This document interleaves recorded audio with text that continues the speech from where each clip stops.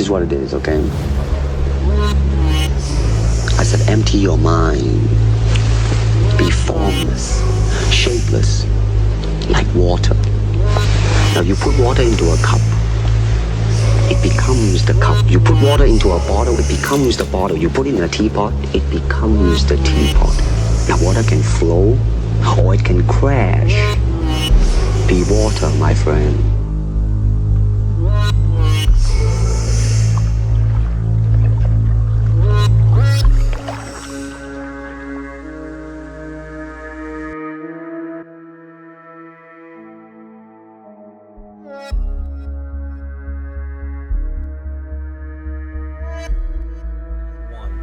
Welcome to the WaterBoyZ with Derek Lambert here and Dr. Luther G. Williams. We have a special guest here tonight.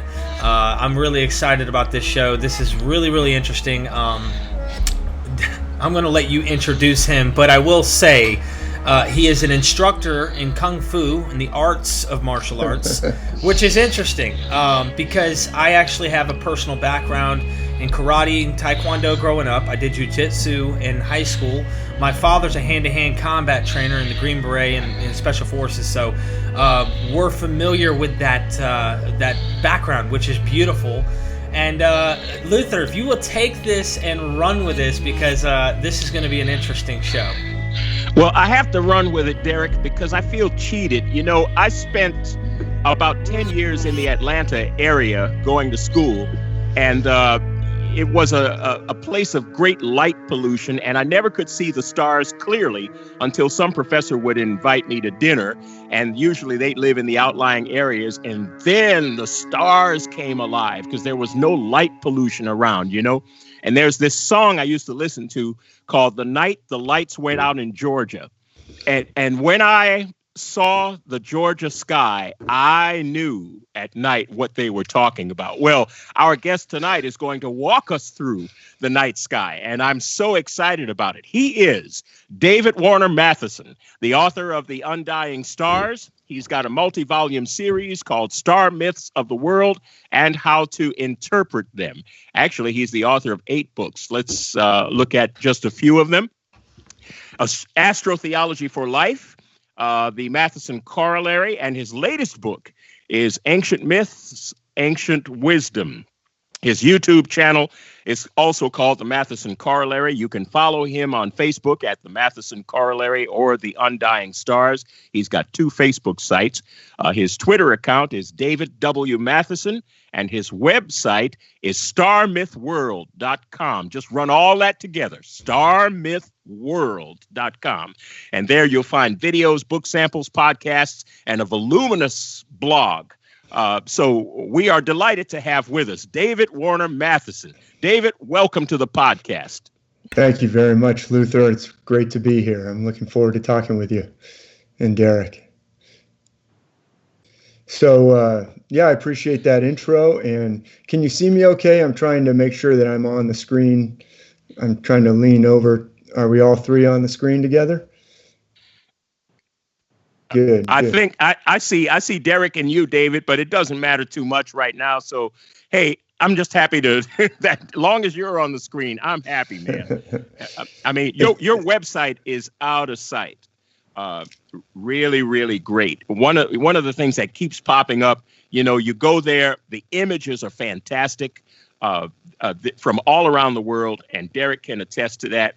And it tells you repeatedly that virtually, and this is a quote really from the website, it says, virtually all of the world's myths, scriptures, and sacred traditions can be shown to be based upon a common worldwide system of celestial metaphors. So we're going to get right into that. But the first question I'd like to ask you, David, is how did you get into this area of study? We know that you grew up loving myths and loving the stars, but what really was your entrance into this field? That's it is a long story that goes all the way back to when I was a child, and my dad used to take me out to see the stars, and I used to love the myths, like you mentioned, and had an opportunity to actually teach the Odyssey at the college level. But this was actually took place after that. Can you hear me okay? I'm getting a little feedback or something, actually. Can you hear me okay? A little bit of static coming from you, brother. Yeah, I'm not sure what started that. Okay. Let's see. I may have to switch to a better set of headphones if I don't think that would be the cause of it. You could try it if you'd like to just test it real quick. That'd be fine. Okay. Yeah, I'm not sure if it's on my end or if it's the Skype. Let me just make sure all my cords are plugged in. Sorry to ruin the flow, Luther. You had a great run-in, but we got a lot of static. A lot. Here. Yeah. Oh, hey, Dave, I'm sorry. I can't hear much of the static, but we'll get it back. Do me a That favor, is more. Luther. When you started speaking, it's silenced. Do me a favor. If it comes back on, test it out by hitting mute on yours, Luther, just to see if it might be coming from your source. I don't know, but we'll test it. Yeah. We'll test it. Yeah, you're right. Okay. When I'm not speaking, I'm muting. You got it. All right. So, yeah, but really it was much later that I really started to see the connection between the myths and the stars. And I've talked in other interviews as well about a book called Hamlet's Mill, which was published in 1969. And I learned about it from reading a book by Graham Hancock. Graham Hancock and other authors reference Hamlet's Mill a lot, talking about how important precession is and some of the research that they're doing. And Hamlet's Mill really talks about this vast ancient system. And we'll get into that a little bit. I've got a quotation. I put together a little presentation to illustrate some of the points that I talk about. But they talk about there's this vast ancient system that included myth, but it also included things like number and music and time. And it all seems to fit together. But what we have is a ruin of this system. But they were talking about how all the myths, Greek myths, myths in the Americas, myths from the Maya, from the Pacific, were reflecting pieces of this system. But it was like they used the metaphor of a mist painting, Chinese mist painting, that technique where they just kind of show a little piece here and then a little bit there, and the rest is, your imagination fills in that it's all covered with mist. Well, that's kind of what they said we have of this ancient system. We can see a piece here and there, but the connection between it all is missing. And that really fascinated me because, as I mentioned, I was really interested in the stars growing up and in the myths. And but the thing that troubled me was they also talked about the Bible being based on this same system. And I was taking the Bible literally at that time. I was really taking the Bible seriously from a literal perspective. I was like when I went to grad school, I did not do any studying on Sunday. I would only read the Bible or commentaries on the Bible on Sunday. And so when they suggested, that the Bible actually connects in with all these myths as well, I would kind of skip over that part in my mind and say, well, obviously they don't understand that the Bible is, in a different category. But some of the things that they talked about, like Derek, you've mentioned seeing some of the things that I talk about with Samson and the jawbone. That was the one that really started to get my interest. And they talked about how there's a lot of things in the Samson story that are difficult to take literally. For one thing, he ties together the tails of two foxes, like 300 pairs of foxes, and puts a firebrand or a torch in between each tail and sets them loose in the fields, the crops of his enemies. And the author said, the tying together 300 foxes in one night is probably pretty difficult. That's a pretty long night's work.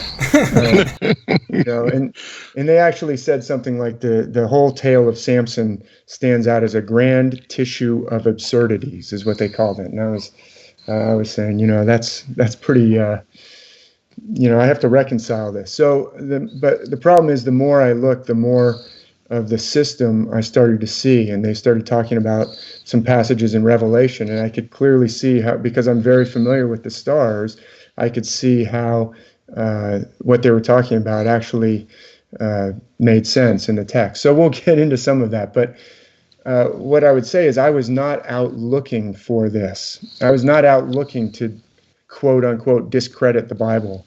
In fact, I am not trying to discredit the Bible at all. I think this is the language that the Bible is speaking is actually a metaphorical celestial language. In fact, I don't think that. I've found so much evidence in the years since then that I have absolutely no doubt about it. There are just hundreds and hundreds and hundreds of examples, and there are even passages that you can only really understand properly, I would say, celestially. They don't make sense geographically or terrestrially. So, long answer to your question of how I got into this. I was not trying to get into this, but I always loved the myths and the stars. And then the idea that all the world's myths could be tied together and seem to be part of some vast worldwide system was very fascinating to me. I was surprised to find that the Bible is also part of that system. And that's something that is, I think, a really positive thing. It shows that we're really all connected instead of divided. And so many times these kinds of sacred traditions have been used to divide us. Instead, they're actually, I think, all pointing to the same truth that we're all connected. Wow! Just to pause you right there, because this is beautiful. For time, and I'm in similar kind of boat. I'm not trying to give my testimony at all, but it's interesting how I started looking at this. I saw so much evidence for this thing to be allegorical, or to have it couldn't make sense. And so I was left at this point between two options in my head. And it was, the Bible's not true, and it's a bunch of fiction, and it's like, when I say fiction, I mean, like, it's made up, and it's a lie, as a lot of these scholars want to suggest. And me and Luther firsthand are aware of many of these scholars, even having them on the program, that would show that, hey, this is fictional, this is a made-up myth, they fabricated the story, etc., etc. Well, the same thing could be said in the opposite spectrum. Hey, look, you have to believe these things literal. So what you're suggesting is that, and this is where I have to say, this is my own right now on my journey, is that the Bible is actually true. It's just, it's a different kind of genre than you would expect. And it's talking about something completely different than what you would think. Am I wrong in saying that? No, that's a really insightful thing that you just said, Derek. So I would totally agree that there are generally two ways that we can miss this. Now, if you're conspiratorial, you could say there are two ways that people want to steer you away from the Kung Fu. So you mentioned Kung Fu. So you're in Fayetteville, North Carolina, right, Derek?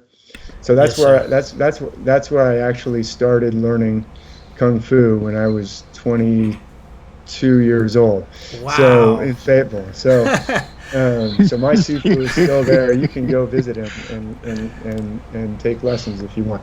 But nice. But it's like I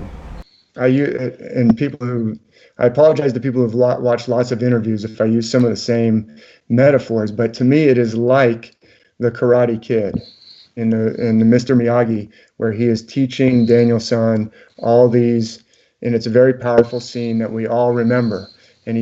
But at first he makes him wash the car, then he makes him paint the fence, and then he explains to them, actually, Daniel-san, this is something very powerful that you need. You have all these problems in your life, and now, I wasn't just making you wash the car because I needed my cars washed or waxed, wax on, wax off. It's because you need this. But you could imagine if you were the only people in town who knew the Kung Fu, if we're being conspiratorial. I don't know how this knowledge got lost, but if you were the only people who knew Kung Fu, you might want to tell people, that waxing the car, it's not really good for fighting. It's just waxing the car. So there are two ways you can miss the very powerful Kung Fu that is contained in the myths. It's got something very powerful for our lives that we need. Wow. But you can, I believe, miss it by taking it too literally. I agree. Yeah, and we got like, I don't know where that feedback's coming from, but maybe I wonder if it might be one of our microphones, so maybe we can play around with it a little bit. But I think you can miss it by taking it too literally, and I think for centuries people took it literally, and it was used to put in all kinds of different oppressive systems. Well, you have to obey this duke, because if you don't, he's been placed there by God. So therefore, all the excess of your hard work, except for basically what you need to basically get by on a very austere, minimal lifestyle, needs to go to him, because it's just God's will. So that system was in place for centuries, and when that started to unravel, in large part, I would say, because of the invention of the printing press, now people can actually study the books themselves. And the first people who translated the Bible into English were burned at the stake and things like that, because putting the words in front of people is very dangerous. If it's actually based on the stars, somebody might figure that out once they start reading it. It actually is pretty obvious. Well, it's not obvious, but if you study it long enough and then someone suggests to you that it's based on the stars, that's what happened to me. Agree. You start to see how it is. So then, okay, well, that's not working anymore, but we don't want people to find out Mr. Miyagi's Kung Fu. So let's have them take it, as you said, you can miss the message another way and say, oh, there's just a bunch of primitive stories that, they didn't understand thunder and lightning. So they had to come up with something. It's not primitive stories.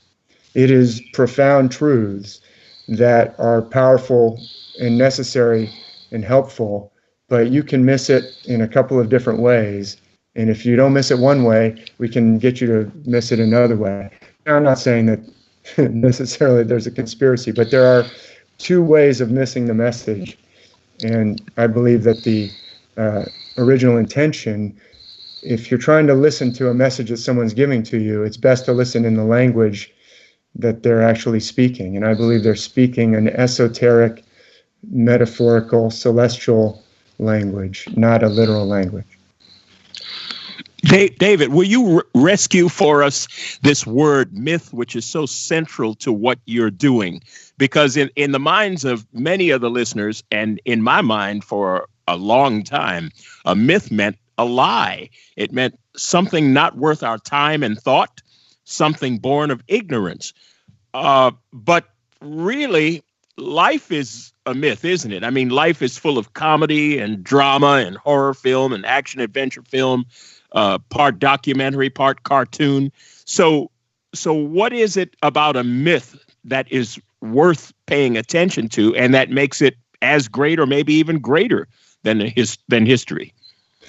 Yeah, I'm glad you brought up that point, Luther. So the word myth is often used, just like you said, there's this common myth.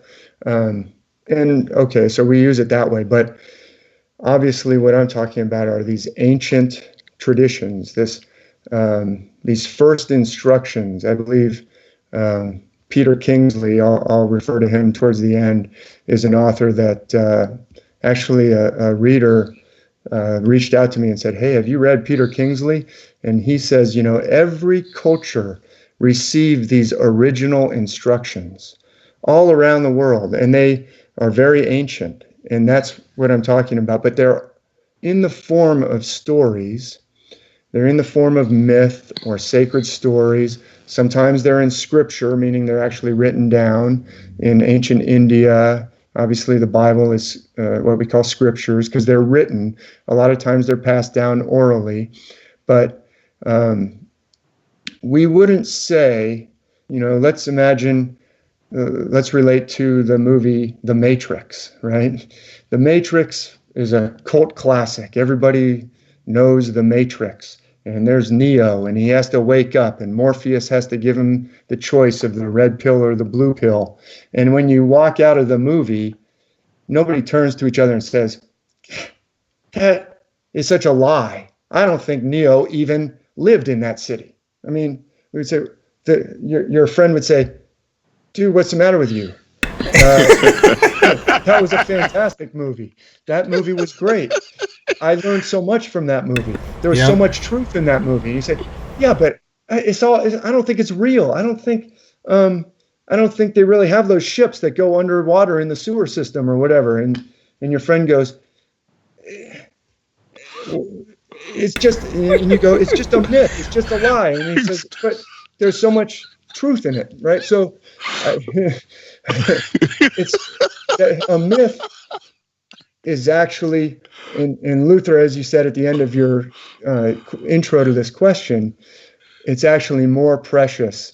As this is a quotation from Alvin Boyd Kuhn, who I reference a lot. He lived from, I believe, 1880 to 1963, and he said, "These stories are 1,000 times more precious as myth than as literal history." And he says somewhere else, there's a reason. Because if you're taking it literally, you say, well, yeah, I know. In order to wake up, I guess I need to go to that city where Neo lived, and I need to cut my hair like Neo in the Matrix. And your friend would say, and you go, what city was that? Maybe we can watch it 1,000 times and figure out from the buildings which city Neo lived in, so we can go there and wake up like Neo also. And your friend would say, dude, that's not the point. So if you understand it as a myth or a metaphor, Alvin Boyd Kuhn said this. He said, don't fall too much in love with the story itself. If you take the story so literally, you will think it's about someone else instead of being about you. But if you understand that this is actually about each and every human man and woman, that's what Alvin Boyd Kuhn also said. I'm throwing out some of his quotations, but he said, the scriptures and the ancient myths are not apprehended or grabbed. You don't grasp their meaning until each and every man or woman sees himself or herself at the heart of it. It's not about someone else. Now, I do believe we can talk about what I think it means later, but I do believe there is a supernatural realm, an infinite realm that it's pointing to. But to Luther's point, it's a really excellent point. Sometimes this word myth might get in our way. So call it whatever you want. Ancient sacred stories, sacred traditions, they were given, they're present in every culture of the world. The Native Americans have their original instructions. The cultures from the Pacific Islands have their original instructions that were given to them. Every culture had these original instructions. And then later, I think they got taken away or stamped out or discredited, or people were told, hey, you're just believing in a bunch of demons. We need to school you to the real, true scriptures, which happen to be the ones that we have here. I think that's a profound problem. Agreed. That's still going on. Totally agree with you. That you brought up some really interesting stuff. I've tried to be as rational as possible. When approaching this in my journey, I've taken things, if you will, from multiple angles and tried them. I mean, I've tested them. I've even told Luther. There were moments in my journey, if you will, where I told him, I said, I'm not sure. The evidence is showing that these aren't literal historical stories, so I'm willing, and I told Luther, I legitimately was willing to go wherever it took me, even if that was a scary place. I told him, I said, it might be one of those places where at the end there is nothing, but I'm going to do honest research. And as I began to do so, I stumbled across a lot of these star ideas and the concepts and constellations. It opened this door, and your name is in this scheme of things for gentlemen who've done this research as well. And I said, oh my goodness, hold on. Before I throw the baby out with the bathwater, because I was stuck with only this option. It was obvious this did not literally happen. Unless I wanted to fantasize and be a fundamentalist in some way and absolutely disregard any other evidence and just go with what we've been told. So then I was stuck with this option where I'm like, it's myth, but what does this mean? And I started seeing evidence, but look, I've got very little. I told Luther, I said, this is going to be an interesting show because I think you're going to be we're going to be taking a journey with you. I think it's going to be interesting. So, yeah, no, yeah. Go ahead, Luther. Go ahead. No, I just wanted to make a correction because somebody chimed in. I see a text message and said, "What podcast?" But we're doing Skype. I'm so used to doing podcasts, so my apologies for that. But we are eager, David, to have you walk us through the night sky and just give us some evidence for astrotheology. Take it where you will, whatever culture, whatever time, whatever place. Derek, you ready to take a walk and have David lead us on a journey through the night sky? You already know I am, brother. All right, David, it's yours, man. Take the driver's seat. All right, thank you, Luther. Well, I appreciate what you said, Derek, about your own personal journey, and I would say that you can use, the Odyssey of ancient Greece as your Bible as well, but you don't have to believe that it's literal. I think they're all connected, and I actually think they're all teaching the same thing. So now let me, because we're talking in a lot of generalities, let me boil down what I have been working on, what I've been looking at, what I really mean when I say I believe the Bible is based on the stars. I believe that it's based on the same system as these other myths from around the world. But if somebody believes the Bible literally, I'm not going to say you have to be ridiculous to believe that. See, I think there's so much truth and value in there that that's why people wouldn't, for century after century, put up with the teachings if there wasn't a lot of truth there. So if you believe it literally and you don't want to see this evidence, then I would recommend turn it off now. But I'm not trying to step on anybody else's beliefs. The problem is when somebody who takes it literally uses that to excuse oppression or violence, which has been the case a lot and is still, including the Bible. People say, well, it's people who believe that other thing. I'm not trying to step on anyone's belief, and most of the people who are listening to this are not doing, oppressing others, probably, although hopefully we're not enabling the oppression of others through what we believe. But I'm going to take a look at, I'm going to dial down into the actual constellations a little bit, because Derek, I don't know, it might be your microphone. Maybe you want to use your internal, your regular mic instead. I'm not sure if that's what it is. But let me put up a little presentation that I can use to show some visuals, to show some constellations, and then we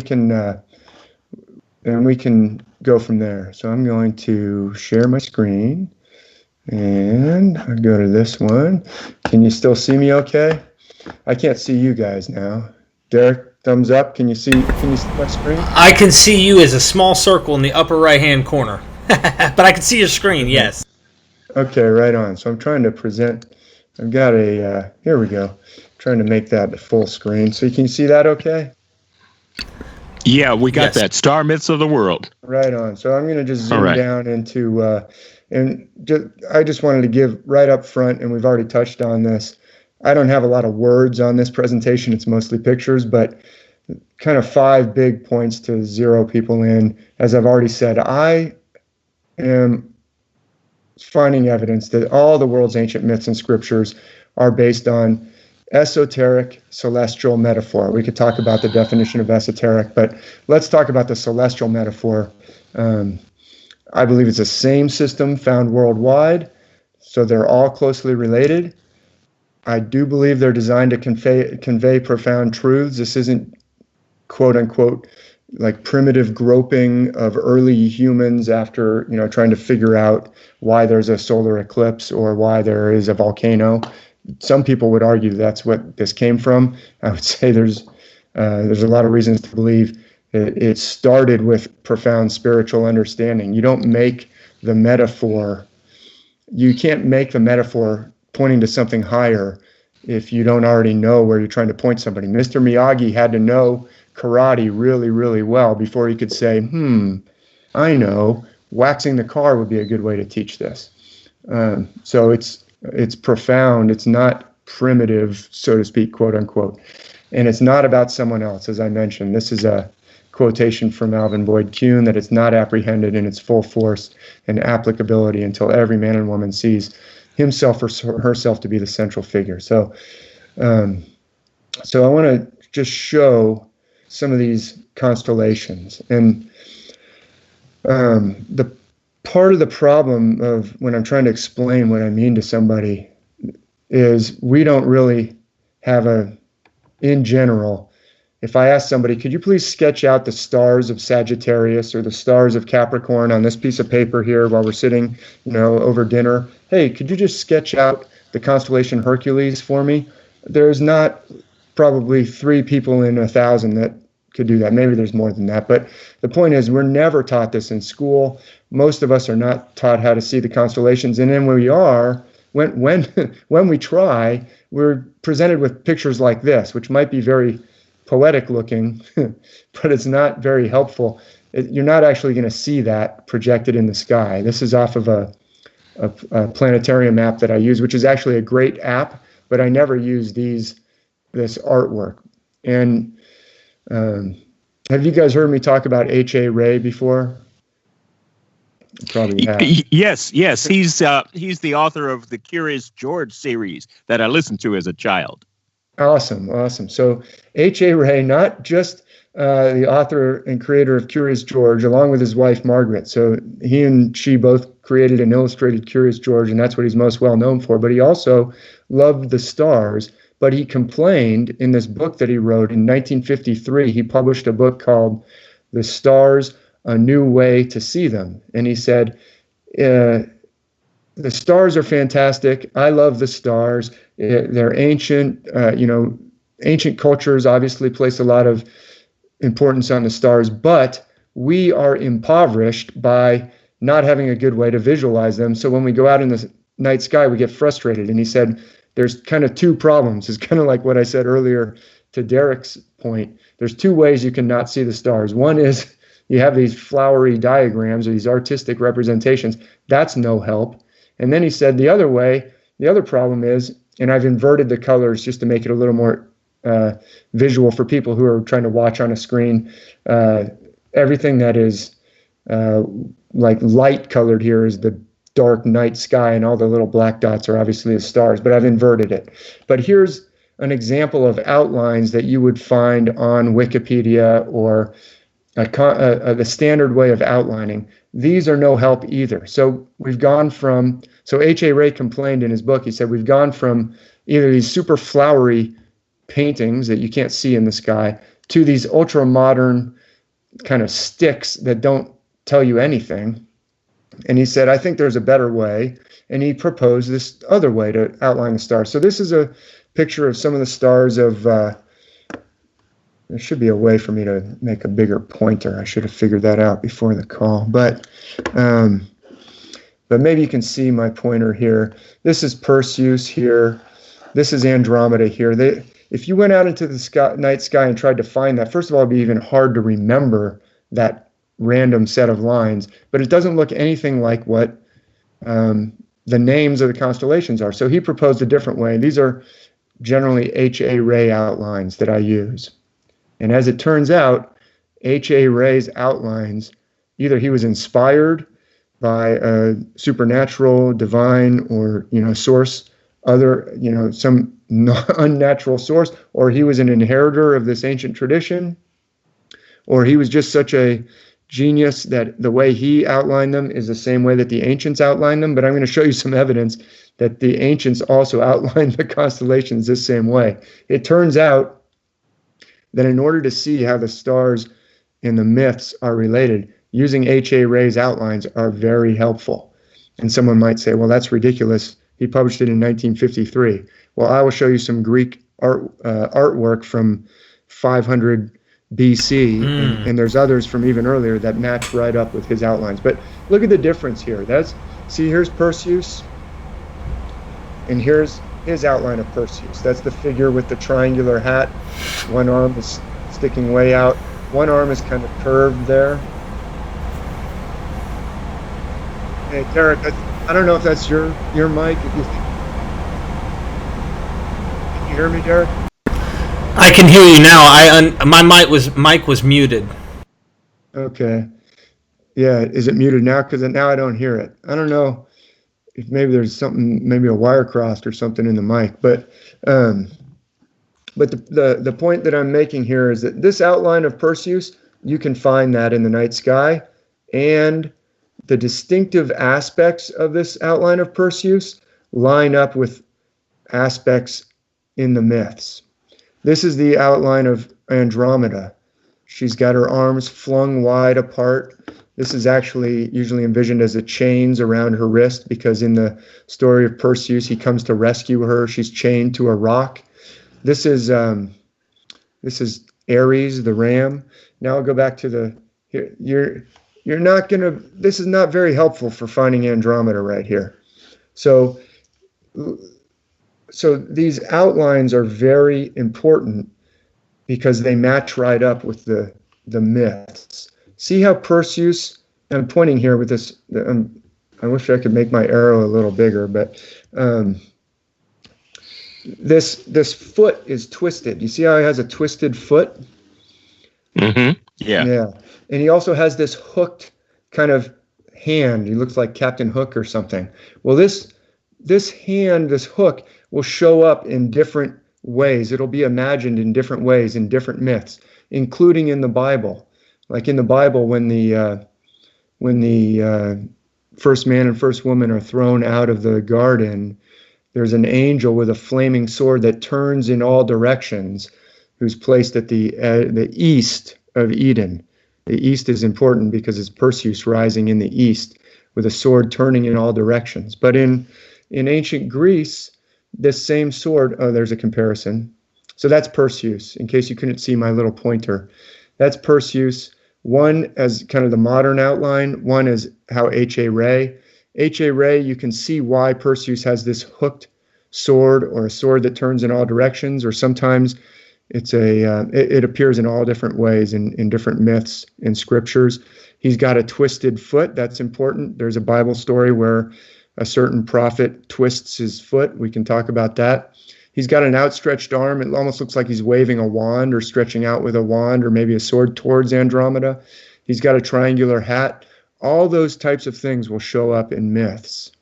There are myths of figures who wear this type of hat that's based on the constellation Perseus, or that reflects the constellation Perseus. I'll show you what I mean. But for instance, in the Perseus story itself, the myth of Perseus, he's actually given a special sword by the god Hermes. Hermes and Athena help Perseus to slay the Gorgons. When he has to go, he's given this task to go bring back the head of Medusa, is what the king asks Perseus to do, because the king's trying to get rid of Perseus so he can marry Perseus's beautiful mother. Perseus is thwarting the king because he keeps getting, he's coming into his own, he's becoming a man. Now he's able to stand up to the king, and the king says, "Great, you're such a hero. Why don't you go bring me back the head of the Gorgon, Medusa?" And so off Perseus says, "Fine, I'll do that." And off he goes, and then the gods come to him and say, "Perseus, you're in terrible danger here. I'm going to have to help you out. You may not know it, but these Gorgons turn everybody to stone, and their scales are so thick that no mortal blade can cut through it. You're not going to have any success at all, but we'll help you, and then you will have success." And so Hermes gives Perseus a cap of invisibility, which you see there. You can see he's wearing Hermes's winged cap, or Mercury is how Hermes is named in Latin. So Hermes is the name in ancient Greek. And he also gives him a special sword. It's not a well-known name of this type of sword, but maybe you guys know the name of this sword. It's a special kind of a sword with a curved blade. A lot of video gamers know the name of the sword because apparently there's a first-person role-player video game. Is that a scimitar? Yeah, well, it looks like a scythe or something, but it's actually, they call it a harpe or a harpy sword, H-A-R-P. Oh, okay. It's a Greek name, but apparently it's in some video game. I forget which one. I don't know, but But if you do like a Google search for harp A sword, you'll find all these video game references. So he gets this special curved sword. Well, why does he have a special curved sword? Because of that. That's Perseus. There's his curved harp A sword that he's going to use to cut off the head of the Gorgon. So you wouldn't know that from the modern. If you look at the modern outline, it leaves that curved part, but that's a very important part. It leaves that part off altogether from the outline of Perseus. You see that? Yes, it almost seems like they deliberately left stuff out. Whoever the modern outline is, it's like they're not wanting you to see how the ancients actually viewed this stuff. But that's right. If you were conspiratorially minded, you might think that somebody is trying to hide the truth from you, right? So, that couldn't be. No, that couldn't be it. We'll just pass that by and continue on, and you can decide or let the listeners decide for themselves. But so clearly, some important parts of the myth would be hard to know that it's based on the stars unless you are familiar with the constellations, but not just that, unless you know the right way to outline the constellations. Well, it turns out that H.A. Ray's outlining system appears to be a worldwide system. So it's not H.A. Ray's system, or it may be his, but it was someone else's thousands of years ago. So let's continue on. I actually have here, I was going to ask if anyone knows, this is not the story that is preached every Sunday in church. If you go to church, you might go for many years without hearing about this particular story. But there is a certain Old Testament figure whose foot is crushed against a wall or twisted against a wall. He gets very angry when that happens. Luther knows, I'm sure. Let's see. Crushed against the wall. Was that Mephibosheth, or was that? Oh, that's a good one. Mephibosheth is also lame in his feet. So I would say that it's very, very likely that Mephibosheth is based on the same constellation, just like we have characters in Greek myth who are lame in their feet, like Hephaestus, the god of the forge, is thrown down from heaven by either his father Zeus or his mother Hera. In different versions it's different, but so Mephibosheth is a good answer. It's not what I was after on this one. So in this one, this is the story in the book of Judges of a figure. So he's not preached about very often because this is a figure named Balaam.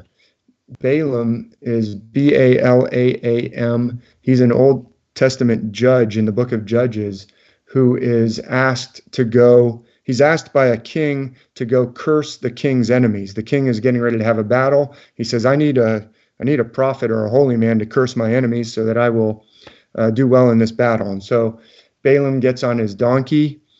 So it's the story of Balaam and the ass. It's usually in the King James version, it's Balaam and the ass. And he gets on the donkey, and the donkey heads off down the road, and then the donkey stops, the ass. And Balaam starts getting angry. The reason the donkey has stopped is because there's an angel in the way. But Balaam doesn't see the angel, just the donkey does. So he starts, getting mad, trying to get the donkey to go. Donkey won't go. Donkey's, very frightened by the angel, backs up and crushes Balaam's foot against the wall. And Balaam starts beating the donkey because his foot hurts. And finally, the angel reveals itself to Balaam.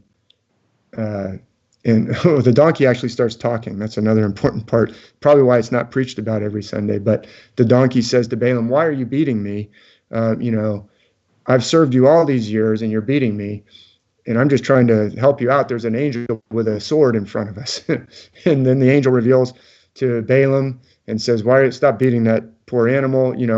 If it hadn't stopped, you would have, if she hadn't stopped, it's a female donkey. If she hadn't stopped, you would have been in danger. So she's just trying to help you.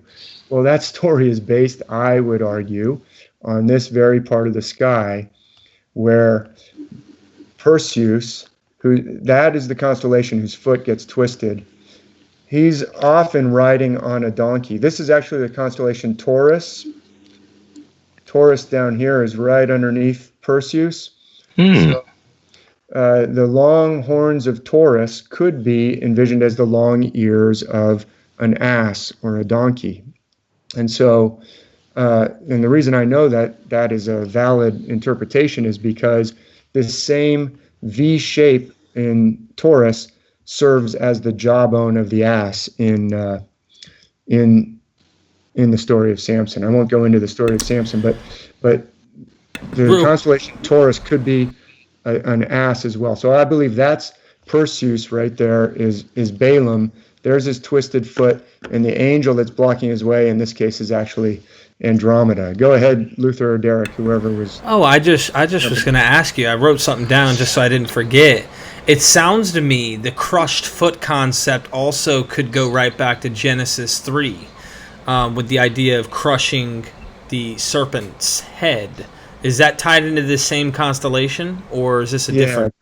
Great question. It's, I would argue, a different constellation because it's not the foot doesn't get crushed. That's Genesis 3:15 that you're referring to. I actually have a picture of it a little bit later, but it's a good call. That is celestial in nature, but it's the head of the serpent that gets crushed. It's, you will bruise his heel and he'll crush your head. So that's a great point. But there are many figures who have a crushed foot. In fact, the word Oedipus in ancient Greece has to do with, it's just like octopus, octopus is 8 feet. Oedipus means crushed or twisted foot or something like that. I'm not a scholar of ancient Greek, but it has to do with the same concept. So anyway, I'm just showing this. I don't want to get bogged down on the story of Balaam and the ass, but when I say all the stories can be seen to be related to the stars, I'm trying to show you have to know the constellations. They're not hard to learn. You can read H.A. Ray's book, The Stars, A New Way to See Them. But once you understand the constellations and their specific characteristics, then the stories start to make more sense to, or the constellations that they're based on make more sense. So let me show another one just to move along from Balaam. Let's move to a different constellation. We'll get to the one that you're asking about in a minute, Derek. That's a great question. So hold that thought. Oh, here's my, I've got a whole blog post that people can read about the story Balaam and the ass. And so there is Balaam riding on the donkey. In this case, it's the constellation Taurus. The long horns can become long ears of a donkey. And there's other Perseus figures who have donkey ears that we'll talk about later that supports this interpretation. And then Andromeda does play an angel sometimes, and I believe that's who's playing the angel in this story. So we'll move on to, let me show you another constellation. Here's modern outlines again for a different part of the sky. And this is Hercules and his friends. So this is an outline of Hercules. This is an outline of Boötes. This is an outline of Virgo. Those are not very helpful, once again. Although the outline of the Big Dipper is fine. There's your Big Dipper right there. But so sometimes the modern outlines aren't terrible. Like this is, sorry about that. Let me go back here. This is the Great Swan, Cygnus. That's not a bad way to outline Cygnus. I would connect these lines, but let me show you the H.A. Ray. Sometimes I deviate a little bit from H.A. Ray, but in general, I use H.A. Ray's outlines. This is kind of how I outline Cygnus, slightly different than H.A. Ray, because these two triangles are really easy to see in the night sky, and you can see them right now, actually. But what I'm trying to show right now is this constellation Hercules. Right here is the constellation Hercules. Here's the way you'll see it outlined on like Wikipedia or on an iPhone app. Not very helpful. That outline actually, that outline can be helpful. Sometimes the myths will use different ways of envisioning Hercules in particular, a couple different ways. But what I want to show is this way of outlining Hercules as a powerful figure, kind of lunging forward, brandishing a sword over his head. See how that is? You wouldn't get that from this outline of Hercules. You wouldn't get that. But that outline right there is very, very helpful for understanding a lot of myths. Hercules is a really important constellation. Also, you can look at Boötes. That's the constellation that's over here in front of Hercules. That's how H.A. Ray outlines Boötes. There's the modern outline is terrible. You'd have a hard time finding that in the sky. Or same thing down here. Oops, sorry about that. My mouse is too sensitive.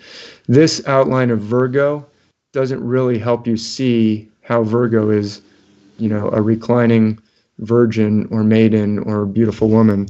But and I'd never be able to find her sheath. In her left hand, she's got a sheaf of wheat. I can hardly see it in that outline. Right. That is a beautiful constellation called Coma Berenices. It's an important one as well. And you're right, Luther. So her hand, that's an important point you're bringing up. See, she's got this distinctive outstretched arm. That's one of her most important aspects, or one important aspect of this very important constellation, Virgo. But you could envision another line from her hand to the bottom star in the constellation Coma Berenices, and then she would be holding that sheaf, which is an important aspect of the constellation Virgo. So great point. So let me show you some ancient pottery that relates to this outline of Hercules, because it's, I think, really easy to see in these ancient Greek vases. So here's the comparison again. On the left is the modern way that you'll still see this on Wikipedia or on different planetarium apps. On the right is the H.A. Ray method. So now let's look at a couple. Here's an ancient vase. That's Hercules. Look at how he's brandishing that club over his head, right? Mm-hmm. And he's also reaching out in this pottery. He's being depicted as fighting some Amazons, some warrior women, and he's reaching out. He's about to grasp the helmet crest of that one Amazon in front of him. And what's really interesting is right in front of Hercules. So now I've just put up the stars over here on the left. If your audience can see that, you can see how the outline of Hercules, he's got, one leg behind him. He's got his one arm overhead, and then his other arm is reaching down. You see in front of Hercules, there's this beautiful little arc of stars. You see that I'm kind of pointing to? That's called the Northern Crown. It's a pretty easy to see constellation. Well, you can envision Hercules. Like I said, you can add another line in your mind, and the ancients obviously did. In some cases, Hercules will reach out and grasp something that's associated with the Northern Crown. In this case, this curved arc of the helmet. Sometimes it's a discus that he's throwing. Sometimes it's the horns of a bull that he's fighting, or a horned river god that he's fighting. But often in the myths, you'll see a figure who's associated with Hercules reaching out towards that arc of stars. So let me see what we have here. Oh, okay. I'm going to zip through one more constellation just to show you. Here's another terrible modern outline for. This is the constellation Sagittarius. Now, actually, they've outlined this part of Sagittarius is very visible, and sometimes it's called the teapot in modern. It's kind of an informal part of the constellation Sagittarius, and those are the brightest stars of Sagittarius, the teapot. But you wouldn't really be able to understand any of the mythical aspects of Sagittarius with this outline. But let me show you how H.A. Ray has Sagittarius outlined. This is a big difference. So now you can see why Sagittarius carries a bow, and we'll get to some biblical and other mythological connections of this constellation. But if you don't know the constellation Sagittarius, then when I start telling you, or when I start trying to explain to people, all the Bible and all the myths are based on the stars, it's really hard to understand what I'm saying unless you see this. So that's why putting it up on these visuals hopefully will help people understand what I'm talking about. But Sagittarius is pointing the bow right towards this constellation of Scorpio. So here's how H.A. Ray outlines Scorpio with the two pinchers here. So you can see Scorpio is a pretty long, it's a very large constellation in the night sky. Beautiful, very beautiful, dominates the night sky in the summer. H.A. Ray makes those two claws, but actually I will often outline it with multiple heads, because in many, many myths, Scorpio will play a monster with many heads, like when Hercules or Heracles, the hero, Heracles battles the 9-headed Hydra. I believe he's battling Scorpio. But in the Bible, we have a 7-headed dragon, in the book of Revelation. That would be the constellation Scorpio with multiple heads. So in different myths, sometimes it's 3 heads, sometimes it's, see, here's a modern outline of Scorpio. It's not terrible. It kind of leaves off the barb at the end of the stinger tail. Let me show you. But you can see there's 3 really bright stars. So in some myths, this constellation will have 3 heads, like the 3-headed dog at the entrance to the underworld in the Greek and Roman myths. Cerberus or Kerberos, I believe, actually lines up with Scorpio. I talk about that in one of my books. But it can be 3 heads, it could be 7 heads, it could be 9 heads, sometimes 8 heads, but it's a multi-headed constellation. So that's why I deviate slightly from H.A. Rey. But the main point I'm making here is you wouldn't know Sagittarius.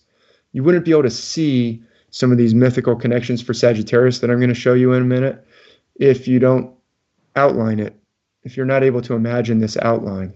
So let me show you a Greek vase that I love that's located now in Boston. You can find this in the Boston Museum of Fine Art.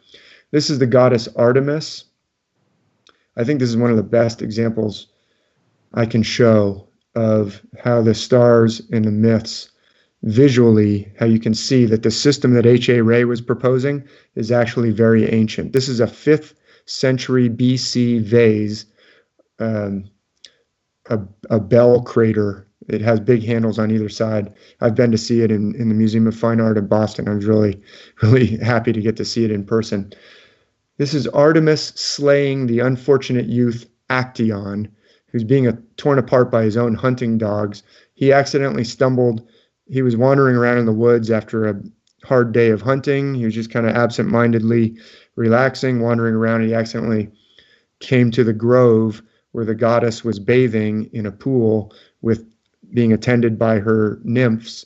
And he stumbled upon her and saw her while she was bathing, and she got very angry with that. And in most aspects of the story, he's turned into a stag, and then his own dogs tear him apart. This painter has not depicted him as a stag, but can you see the connection to Sagittarius that we just saw? Let me put up some stars here. There's the constellation Sagittarius as H.A. Rey outlines Sagittarius. And I hope that you can see the angle of the body, the length of her skirt, the angle that she's holding the bow. Even there's a little plume on top of the head of Sagittarius. If you look over here, there's a line of stars that go up from the head of Sagittarius. And look, the ancient artist has even put a plume right here. I don't know if it's her quiver of arrows or what that is, but behind the goddess, there's this plume with a tassel on it. All these points of connection between the goddess as depicted, even the angle that she's holding her bow, and the stars in the night sky. I would even argue that this arc here of the tail of this dog would match up with the southern crown. This is the southern crown right here. But the ancient artist has actually chosen to depict, I would argue, Actaeon in the guise of Scorpio. Same general body angle. The arms kind of outflung make that delta at the head of the Scorpio. I would say that he is depicting a Scorpio kind of posture for Actaeon. Now, somebody might say, oh, that's a stretch. Okay, maybe, but look, are you telling me that that's a stretch to Sagittarius? Clearly, right. The goddess is lined up with Sagittarius, and right across from Sagittarius, where Sagittarius is pointing the bow in the night sky, is towards Scorpio. So what I'm saying is, if you were using the modern outlines, you would look at this vase, you could look at it every day for a year, think that it relates to the stars.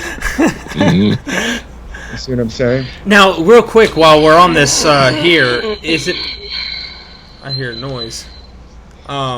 Is it possible what we're looking at here is also in the story of Judas Iscariot and this idea of Scorpio being Judas? I mean, I've heard that said before. Or are we jumping too far ahead? Well, I wasn't actually going to. I don't have any pictures of that, but let's ask a question. How did Judas meet his end? Anyone know how he met his end? Yeah, there were two accounts. That's right. There's two accounts. Yeah, one is a hanging, and the other is he fell headlong and his bowels gushed out. Exactly. That's two different constellations. But which one do you think? So there's actually a funny anecdote that I've heard pastors say, or some pastors said. This is a reason why you don't just open up the Bible to find inspiration. You open up and look at the first verse you read. So a pastor was saying, well, some people have said, well, when I get into trouble, I just open up the Bible and I follow the first verse I read. And he said, and the pastor said, now there's a gentleman who did that, and he opened up the Bible, and the first verse he saw was Judas hung himself. Judas hanged himself. And he said, oh, I don't like that verse. I'll open up to a different one. So he flipped through randomly, and he opened up to a different verse, and he put his finger on the page, and it said, now go ye and do likewise.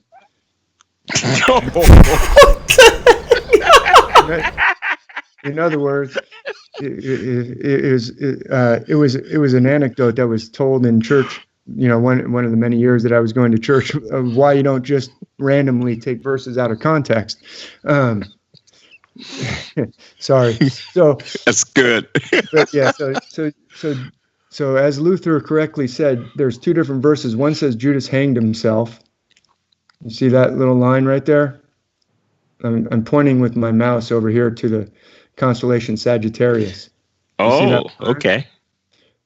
If you were to depict someone hanging, you would have a rope going up, right? Right.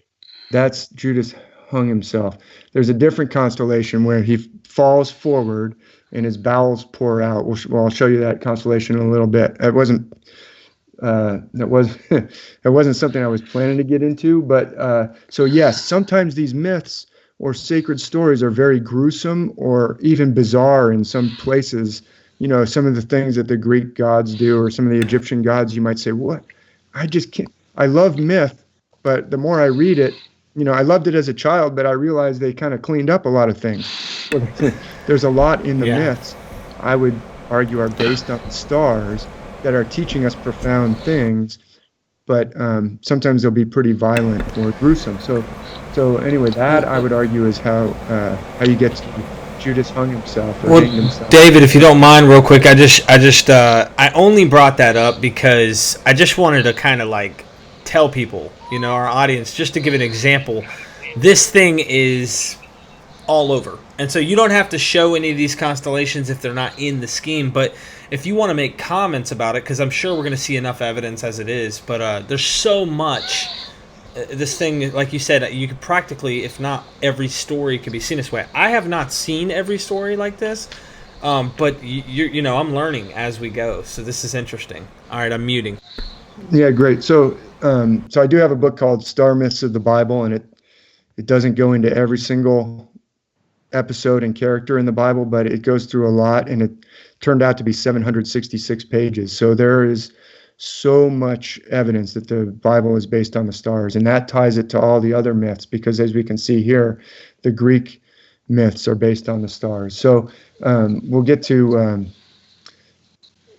some of these other stories that you're bringing up, because now that you've mentioned them, I'll point them out when we get to those constellations. But so I would just showed three different constellations, mainly Sagittarius, Hercules, and Perseus, where the constellations as outlined, as you might, if you go to, like I said, Wikipedia or many modern books, you won't see the outlines in a way that will help you to actually decode the ancient myths, or that won't help you very much to find them in the night sky either. So I totally recommend H.A. Ray. But so that's I just put up the modern version. You can see that looking at the modern version wouldn't help you very much in understanding this this one at all. So let's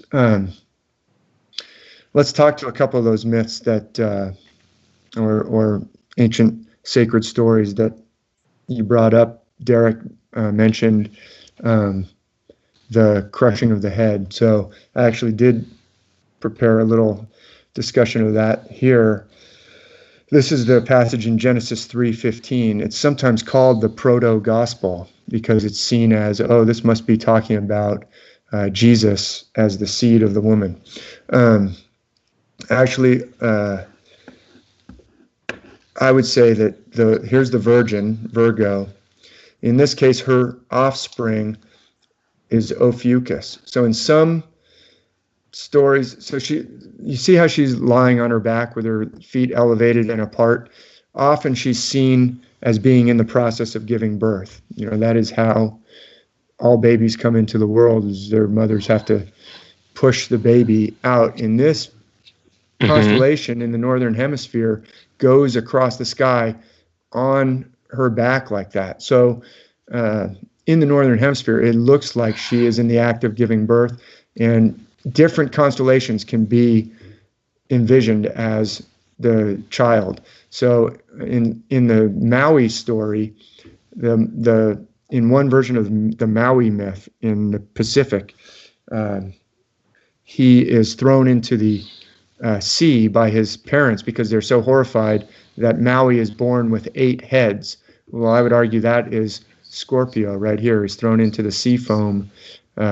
Scorpio, remember, has 8 heads. The sea foam in this case is the Milky Way. If you can see my mouse, I'm pointing to I've outlined the Milky Way in red here. See how Scorpio has been thrown into the sea foam there. If this was not, I inverted the colors to make it easier for people to see because it's harder when the background is black and you just have the little white dots. But this is a lot easier to see, but obviously in the night sky, you'll be able to see the Milky Way just fine. It'll be this brilliant, shining band. Well, this is actually the brightest, shiniest, widest part of the Milky Way is right here between Sagittarius and Scorpio. So the offspring of Virgo could be Scorpio or it could be Ophiuchus. Now, in this particular passage in Genesis 3:15, I would argue that Ophiuchus is the seed of the woman that is going to crush the head of the seed of the serpent. Actually, I think the serpent that talks to Eve, you can just see the tail of it. It's Hydra. But this is the offspring or the seed of the woman and the offspring or the seed of the serpent. Hydra has already disappeared. Hydra is this long serpent that's right underneath Virgo. So Hydra has already disappeared into the west. Remember, when the Lord throws Adam and Eve out of the garden, the first one that he addresses is the serpent. He says, you're going to crawl on your belly and eat dust. That's actually, he's going back down into the earth. He's sinking down into the western horizon. Then he throws out the woman. He turns to the woman next. Then he throws out the man. This is Boötes up here. That's probably Adam.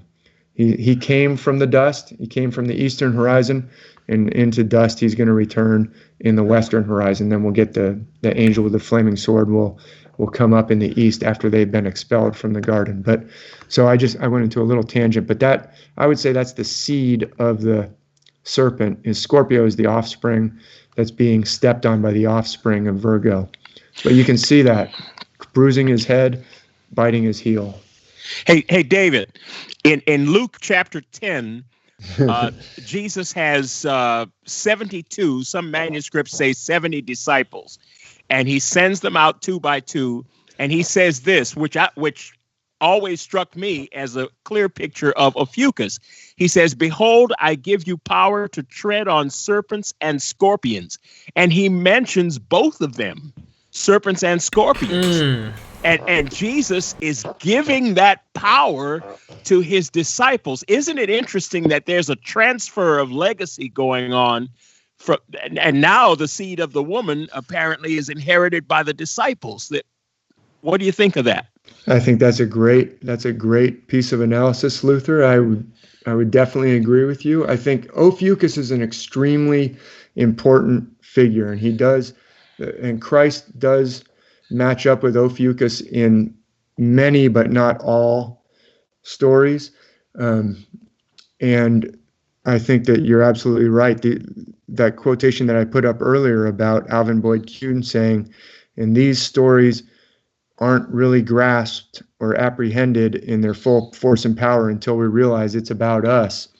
This is actually something for us in this life. So I would absolutely agree with you. I would say it has an esoteric meaning. It doesn't necessarily mean that we can handle poisonous snakes. I know some people believe it means that, but I would say it's an esoteric meaning. But I think that's a wonderful interpretation that you've pointed out, and I would totally agree. It's celestial.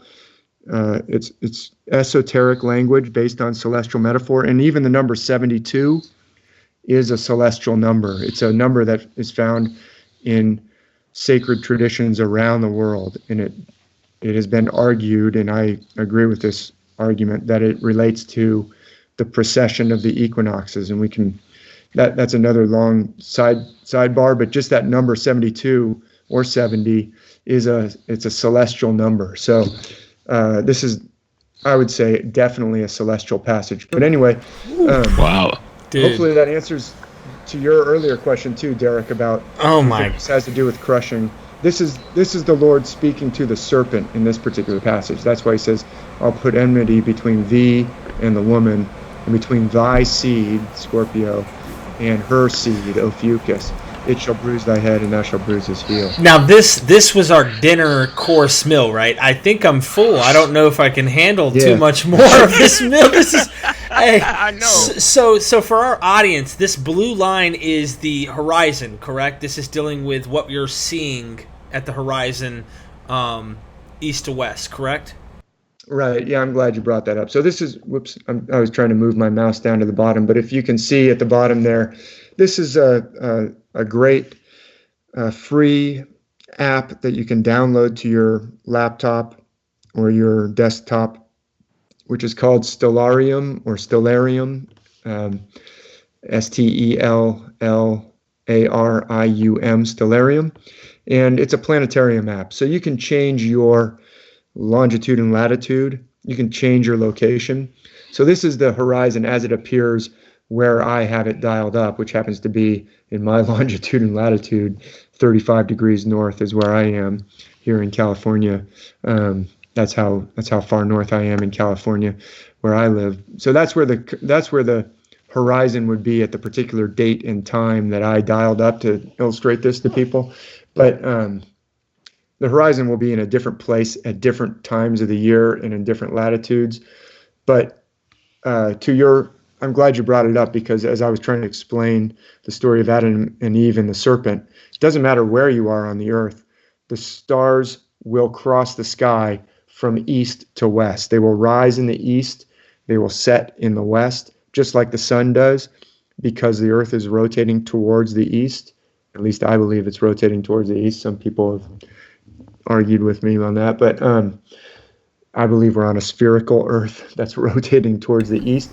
We all agree. So the sun will rise in the east. Well, so will the stars. So you can see down there at the center of the picture, there's the letter S. That means right now, the way I've turned this planetarium, I'm facing to the south. So east is to our left, west is to our right. So the stars in this diagram are all rotating through the course of a day or the course of a night because of the Earth's rotation from left to right as we're facing this. So that's an important point to bring up. So there's another serpent over here who's already descended down into the west, because these stars are all rotating towards the right and down on our screen. So okay. Powerful. That's all I could say. This is awesome. It's so beautiful to see this. It's so freeing. And once again, to the beginning of this discussion, now you can see why this still applies. It's not a historical one-time event. It's not only to this people specifically.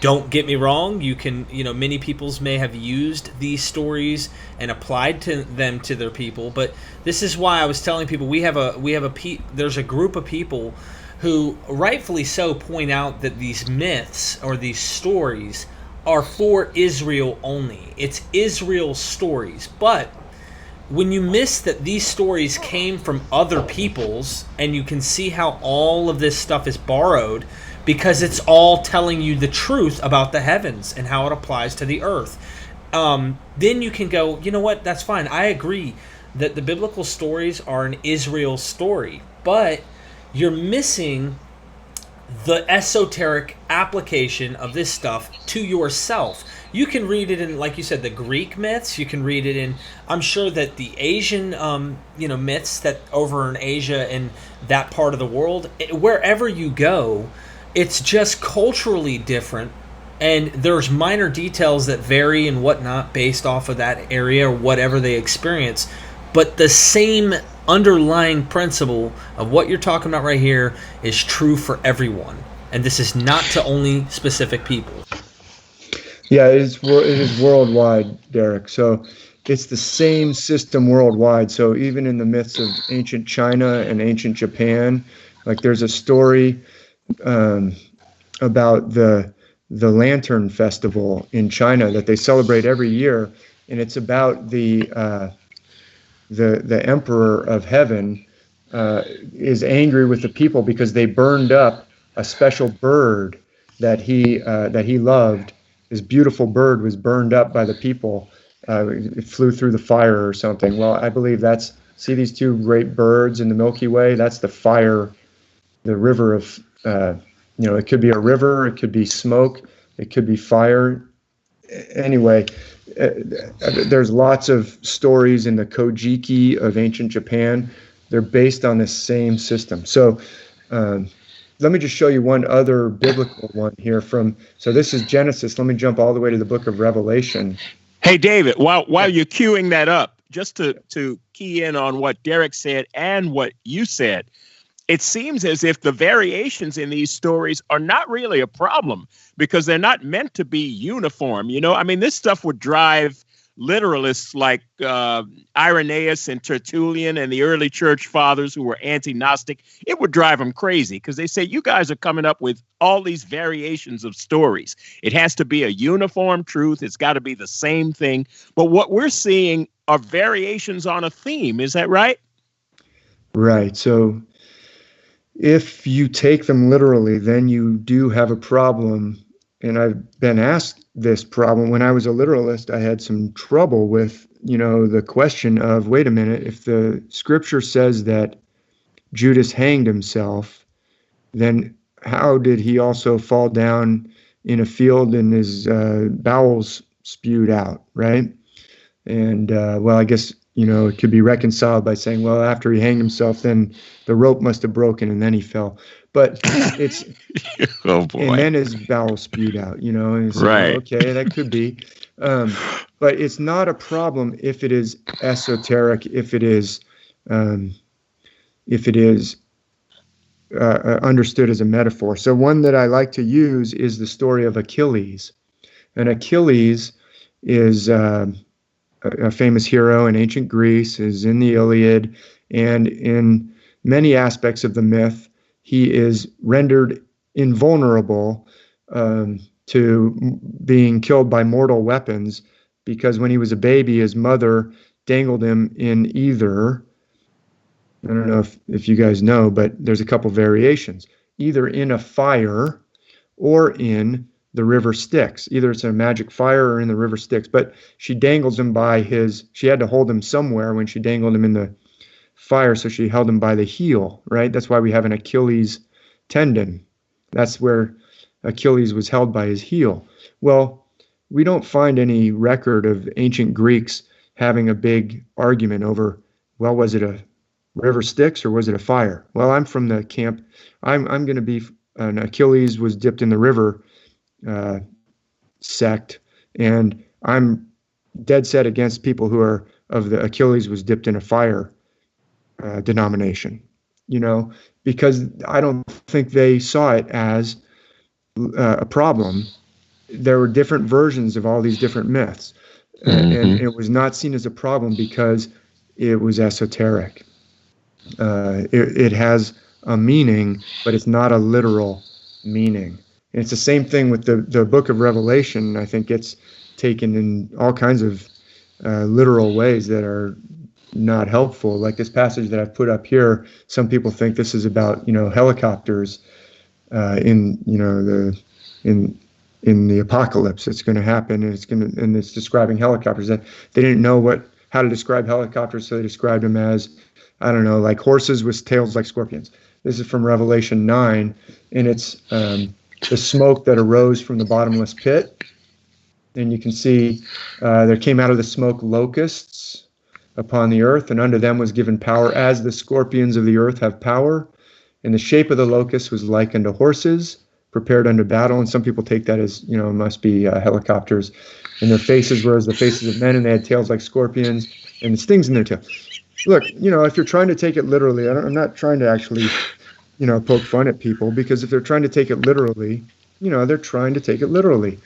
But this was another passage after I saw the Samson passage that really, I was taking the Bible literally. And when Hamlet's Mill actually discusses this passage and says they must be talking about the Milky Way and the constellation Scorpio, and I said, oh, that actually makes a lot of sense.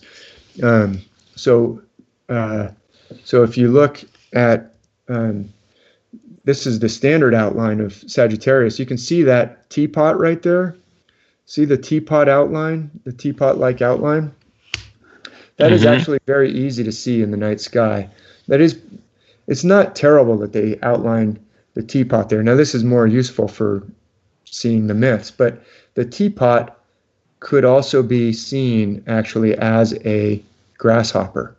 This would be its head over here on the left. It could have two little antennas sticking up here. One leg here, one leg here. You see how, grasshoppers kind of fold their legs up. Can you see how that's a grasshopper? Oh yeah, wow. I could see. Mm-hmm. You see one leg arching over its back. You could this leg could actually, you could have the end of the leg sticking down here like this if you're looking there. Right. That's the locusts. So we have lots of locusts in the Bible. They're generally talking about this part of the sky right here. I would argue that is that constellation, Sagittarius. So we know that Sagittarius is often envisioned as a centaur with a bow. Sagittarius, if you look up Sagittarius, the sign, the astrological sign, is a centaur. So these are men with faces like men, tails like scorpions. They're like locusts, they're like scorpions. It's talking about this part of the night sky. The smoke arising from the bottomless pit would be the Milky Way, because this is the brightest part of the Milky Way. And even they have crowns on their head. Here's Sagittarius here. You see the southern crown right there. On their heads were crowns like gold. Here's the scorpion tail. They had long hair like women. You see this up here that we've been talking about. Even in there's some stories of like Greek myths where Achilles was dressed as a woman when he was a child. His mother would dress him as a girl because she heard from the oracle that he was going to die in battle, so she would dress him as a woman. So Sagittarius is often a constellation that will play both a male or a female figure, see, because of the long skirts. So sometimes Sagittarius, all these constellations will be sometimes a male figure, sometimes a female figure. But let me show you how it sometimes also looks like a horse or a centaur. You could actually, I've drawn another line in here. This is how I believe Sagittarius lines up also as a centaur. So I'll take that line away. Maybe your viewers can see there's a little star right here. So H.A. Ray doesn't outline it this way, but I believe that this long body that usually looks like a skirt, the way H.A. Ray has it, looks like a skirt, that could be the body of the horse, of the centaur. There is another constellation called Centaurus, but we know that Sagittarius is envisioned as a centaur because astrologically the sign of Sagittarius looks like a centaur. Well, as H.A. Ray outlines it, it doesn't look like a centaur, but there are nearby stars that make sense. If you connect that line, then now we've got a human torso with a horse's body. Here's the horse's legs, and there's even stars. There's even stars for the tail. Actually, Wow. I didn't draw them in, but there's a little tuft right here. There's 4 little stars kind of in a little diamond. And there's your centaur. So I would argue that is what is going on in this passage in Revelation. Woo! So Nice. yeah, there's lots more. I mentioned Hamlet's Mill. I just wanted to finish off this little segment, and we can go back to just our faces talking if you want. I've got more stuff to show, but we don't have to. There's no particular distance we have to go on this marathon. I'm just showing you some examples, but this is a really haunting quote that I love, quotation from Hamlet's Mill. This book was really instrumental in kind of starting me on this path. And on page 4, they say, the dust of centuries had settled upon the remains. This is how ancient it is. The dust of centuries had settled upon the remains of this great worldwide archaic construction when the Greeks came upon the scene. It's so old, it was already blanketed in dust when the ancient Greeks arrived. It predates ancient Egypt. It predates ancient Babylon. It predates ancient China. And it's worldwide. So I believe it's probably very ancient. And then they said, but something of it survived in traditional rites, rituals, in myths, in fairy tales, no longer understood. I mean, what a haunting passage. We have this inheritance, but it's kind of in pieces, and it's not really well understood anymore. So yeah, this is interesting, David. My mind right now is loving this. I mean, this is just so. I'm serious, and we weren't laughing necessarily, just making fun of the literalist approach. We're laughing because we used to do that, So it's like, right. We used to figure things out, and we laugh at it now because it's like, wow, I when you only know what you know, you only know. But with what you just said here, something comes to mind, and I feel like we're going to discover more. This stuff is so rich, it's so deep, and there's a lot of numbers. That'll be another show, just showing how they could see. How do they know how to check precession? You had to be here for a long time to really know how to calculate the movement, the measurements, the time spans, the distances. I mean, everything that we've seen and what me and Luther have been on, I'm sure you've been in these areas too. But something to take note of is like Göbekli Tepe is on the scene. I'm interested to find out, as more research comes out over the next century, what we might discover about how what Hamlet's Mill is saying here might be seen, even little hints of that in something that's 12,000 years old. And that's just what we can carbon date. That's not even maybe what's underneath Göbekli Tepe, or if we find something else. It just doesn't make sense to say we just out of nowhere understood this stuff and just had these stories ready. This is too complex. Right. Well, you bring up a really important point. So there's archaeological finds around the world which point to the evidence that the conventional timeline of human history is probably in need of some radical revision, which I think it is. And Göbekli Tepe is a really important site because it was only really uncovered in the late 90s.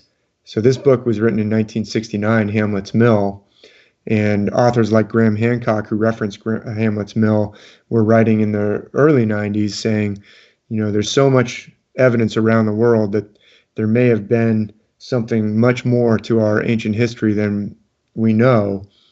And the conventional archaeologists would say, well, come on, show us some evidence. There's nothing more ancient than the ancient Egypt. There's nothing more ancient than ancient Mesopotamia, or there's some ancient civilizations in India, or even cultures in the Americas.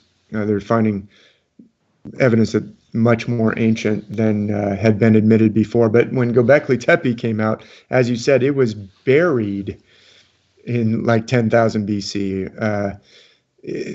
Who knows how long before that it was created, but it was not created by hunter-gatherers, because these are very finely worked, very huge stones, and you just don't have that kind of time to develop those kinds of specialized skills if you're living a very precarious existence. So I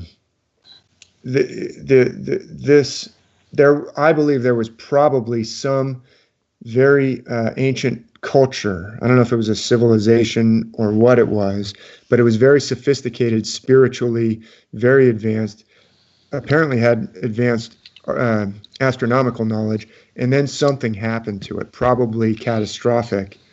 And then the remnants are now the survivors of that. We're all the descendants of the survivors of that all around the world. But it's been so long that the traditions have all diverged into these different forms, but they all still share this common heritage.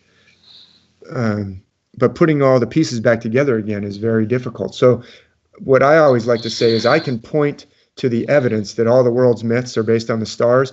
I believe I can prove that, beyond a doubt. I can go through hundreds of examples from Greece, hundreds of examples from Norse myths, hundreds of examples from the Americas or from Asia or from Australia even, which is a very ancient culture, right? Australia was thought to be isolated for several thousands of years.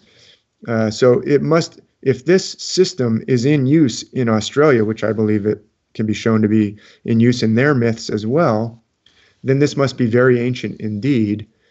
And I would argue that this mythical evidence stands alongside all that archaeological evidence like Göbekli Tepe as a whole nother body of evidence that points to the fact that our ancient understanding of our humanity is more amazing and mysterious than we ever knew.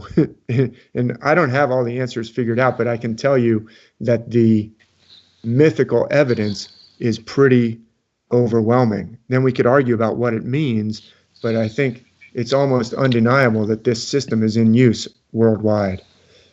Hey, Dave, the scholars who are naysayers and came out in favor of Egypt being the hitting the mark and being the oldest, they even got the dating of the Sphinx wrong. It took John Anthony West to notice in Schwaller de Lubic's writing that there was water erosion around there, and then they had to revise how old the Sphinx was, dating back maybe to the age of Leo in precession. So, I mean, the scholars didn't seem to have much of a clue. And when John Anthony West went and got, he said, I need a geologist to help me here, because this thing that Schwaller de Lubic wrote, so Schwaller de Lubic, for those who are listening, saying, what is that name? He was a writer in the 50s and 60s who wrote in kind of this one passage, and the Sphinx was obviously weathered by water, and then he doesn't really take it up again. And John Anthony West, the late, great John Anthony West, saw that passage and said, whoa, this is really significant. And then he, went to Egypt and looked at it himself and said, yeah, I think Schwaller de Lubic was right here, but I need a geologist to verify this. And he brought Robert Schoch, a Yale geologist, a professor at Boston University, out there. And when they published their results, they were so ridiculed and put down by the scholarly community, who said, where's your evidence of an older civilization and those sorts of things. So yeah, I think that's a really important point. The archaeological evidence points in this direction, and so does the mythological evidence, is what I'm saying. Is this in Hamlet's Mill, just so your readers or listeners don't get the wrong idea, it is not an easy read. These two professors, Giorgio de Santillana, you can see their names on the cover there, and Herta von Deckend, did not have access. I don't believe they wrote this in 1969. I don't believe they were using H.A. Ray's outlining system. So unfortunately, they know something's going on. They know there's relationships to the stars, but they don't really have all the celestial vocabulary. This book got me started wanting to decipher it more deeply, because it's actually a very frustrating book to read. It says, hey, there's something going on, but it doesn't necessarily give you a lot of this ancient system, the vocabulary and the grammar of it are those constellations in many ways, I would argue. So they, if you're not able to match it up with those specific constellations, that the whole code actually comes out from where those constellations are in these heavenly cycles, precession being one of them. But these heavenly cycles, those are just the words. Once you can read the words, then you have to say, okay, what are they talking about? Well, I would argue they're talking about the heavenly cycles, and they're relating those to our cycle. When Adam and Eve get thrown down from the heavens, that's a myth picture of what happens to us when we come into this world, right? We come from the spirit world, and we get enclosed in coats of skin. That's a reference to, after they realize they're naked, God says, oh, we'll make some coats of skin for them. They're cast out of paradise, out of the spirit realm, into the physical realm. That's where we are right now. We're going through the lower realm. It's trying to tell us this is where you came from, the spirit realm. So don't forget where you came from, and don't treat people as though they're just a physical body. Every single person you meet has an infinite side to them, and so do you. That's beautiful. That is really beautiful. Tremendous. Just tremendous. Wow. Yeah, I'm trying to get back out to the camera part here. Let me see. What do I have to do to unshare my thing and go back to seeing you guys? You can go to the bottom right. There should be like a double square option, and if you click the share screen button that you clicked originally, it'll unshare and we'll be back to the main, unless you're going to share something else. Oh, yeah. Well, there's lots more, but I guess, are we coming up on 2 hours already? Yeah, we're about 12 minutes away, huh, Derek? We are coming up on that. Yeah, we've got a few more minutes if you want to still talk about some of how this stuff. I mean, like, let's back up for a second, because I told Luther before we started this thing that we would end up wanting to hear you talk about the Bible, and obviously there's no escaping with your knowledge going elsewhere, because I told him, I said, we could talk about the Bible and the constellations, but as soon as he thinks about Samson, he's going to go, oh yeah, and by the way, this is so-and-so from this myth, and this is so-and-so, and I love that about you, because your wealth of knowledge is also opening the mind and saying, all right, it's not just this book. Can you go into a few? We can do another show where we go specifically, if you'd like, into some details and stuff, but give us some of your favorite stories. We want to hear from your heart some of your favorite constellations, how these stories, give us something deep. I know you can come from the heart on some of this. Great. Okay. Well, I appreciate that. Yeah. So as we, so I think I've established, at least for many listeners, that the stories are based on the stars. So then we get to the question of, well, what does it mean? Why is that helpful for my life? How does that help us? We're down here in this physical world. So like I said, let me just show this. I have Stellarium up here. Am I still sharing my screen? I think I am. So you can probably both see. So this is that app, Stellarium. It's a wonderful app if you want to have a planetarium in your computer. This is the stars. This is the bad outlines. This is the modern outlines. Let me go. The nice thing about Stellarium is you can go here and pull up. It's an open source app. That means people who know how to code can make improvements to it. So someone has put in all these other systems, and someone's gone in and put in HA-ray. So I can change all the outlines to HA-ray. But let's just watch those stars just a little bit. I'm going to start them moving across the sky. Move them a little bit faster. There they go. Hopefully everyone can see that. Now slow them down a little bit. But so we were talking about why would all the stars around the world, why would all the myths around the world be based on the stars? Or you were saying, I can't really help going to the other ones. I think it's so important that they're all connected, because that really unites us. But first of all, some people have said, hey, it seems obvious. We all can see the stars from anywhere in the world. And I would come back and say, it isn't really obvious that every myth around the world should be based on the stars. When you think about it, you might say, well, some cultures might do that, but would every single culture base their sacred stories on the stars unless there's some kind of something else going on?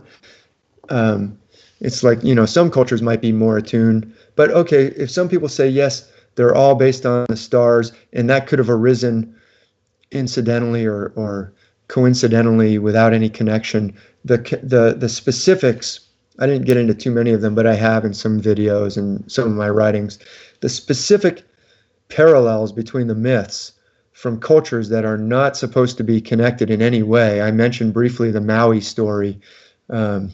There are connections between the Maui story and the myth of Solomon's judgment. That's one of my favorites. I'll breeze through a few of my favorites, but let me just talk about what I believe is going on. I believe that this system is esoteric in their using esoteric. Let me just briefly talk about esoteric, because sometimes, like the word myth that you brought up earlier, Luther, which is sometimes used to mean a lie, esoteric can sometimes be used to mean stuff that is hidden from you on purpose. And I think I've heard that Aristotle said, I haven't actually found where Aristotle says this, but I've read that Aristotle somewhere says, and maybe I'm mistaking it, maybe it's a different philosopher, but Aristotle, I believe, is who this is attributed to, says esoteric means you learn it before you understand it. And a good example of that from popular culture is Mr. Miyagi teaching Daniel-san. Daniel-san learns the motions before he knows what they mean, before he understands what they mean.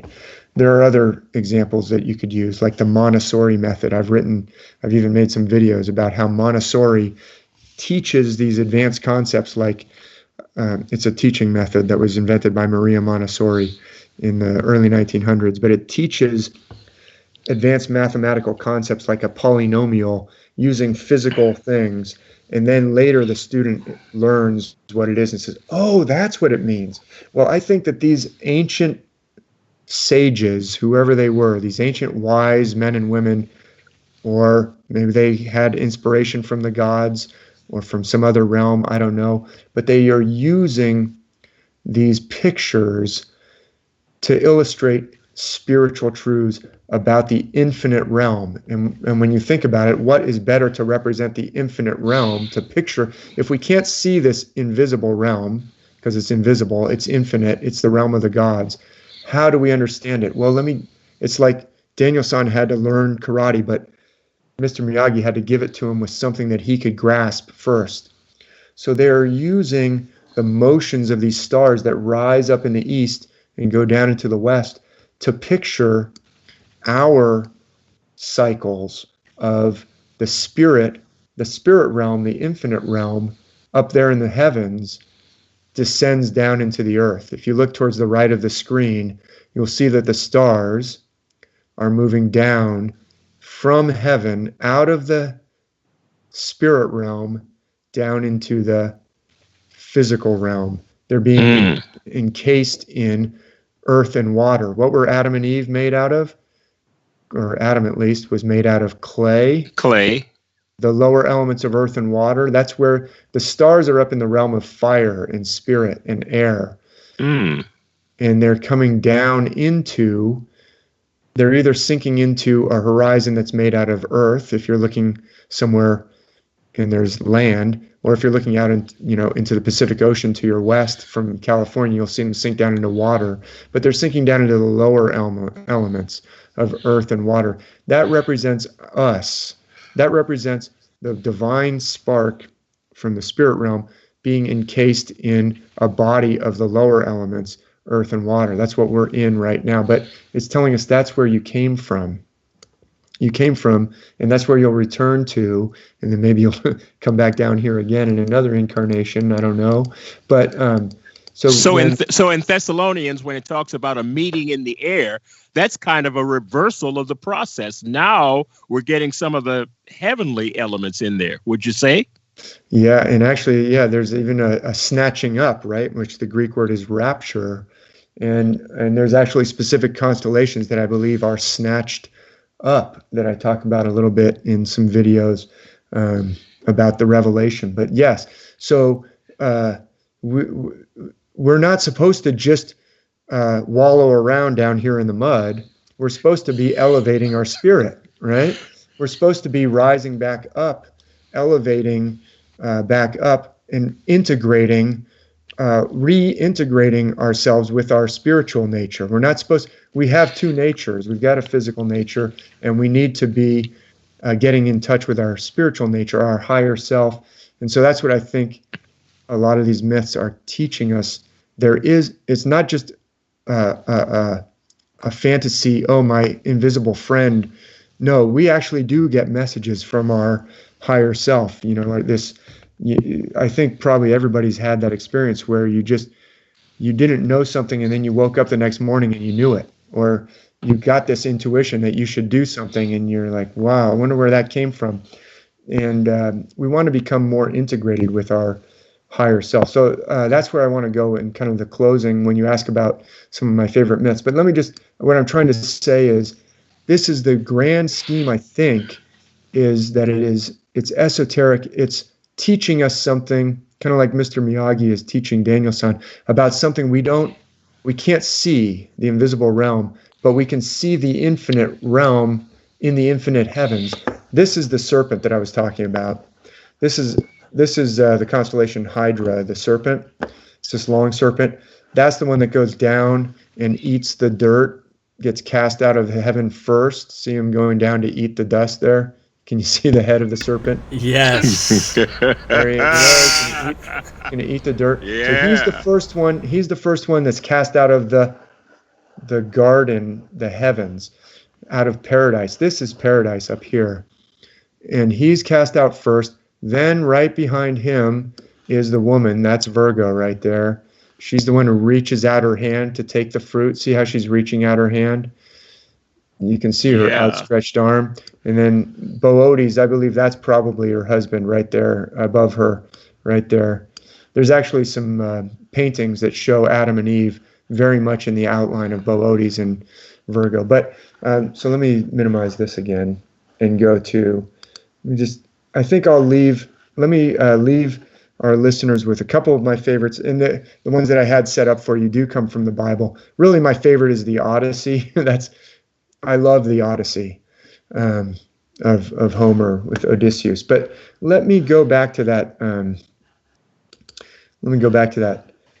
I had here. Let me talk real briefly about a couple of kings. So Alvin Boyd Kuhn says these stories are not about ancient heroes, ancient kings, ancient queens, ancient princesses. They're really about us.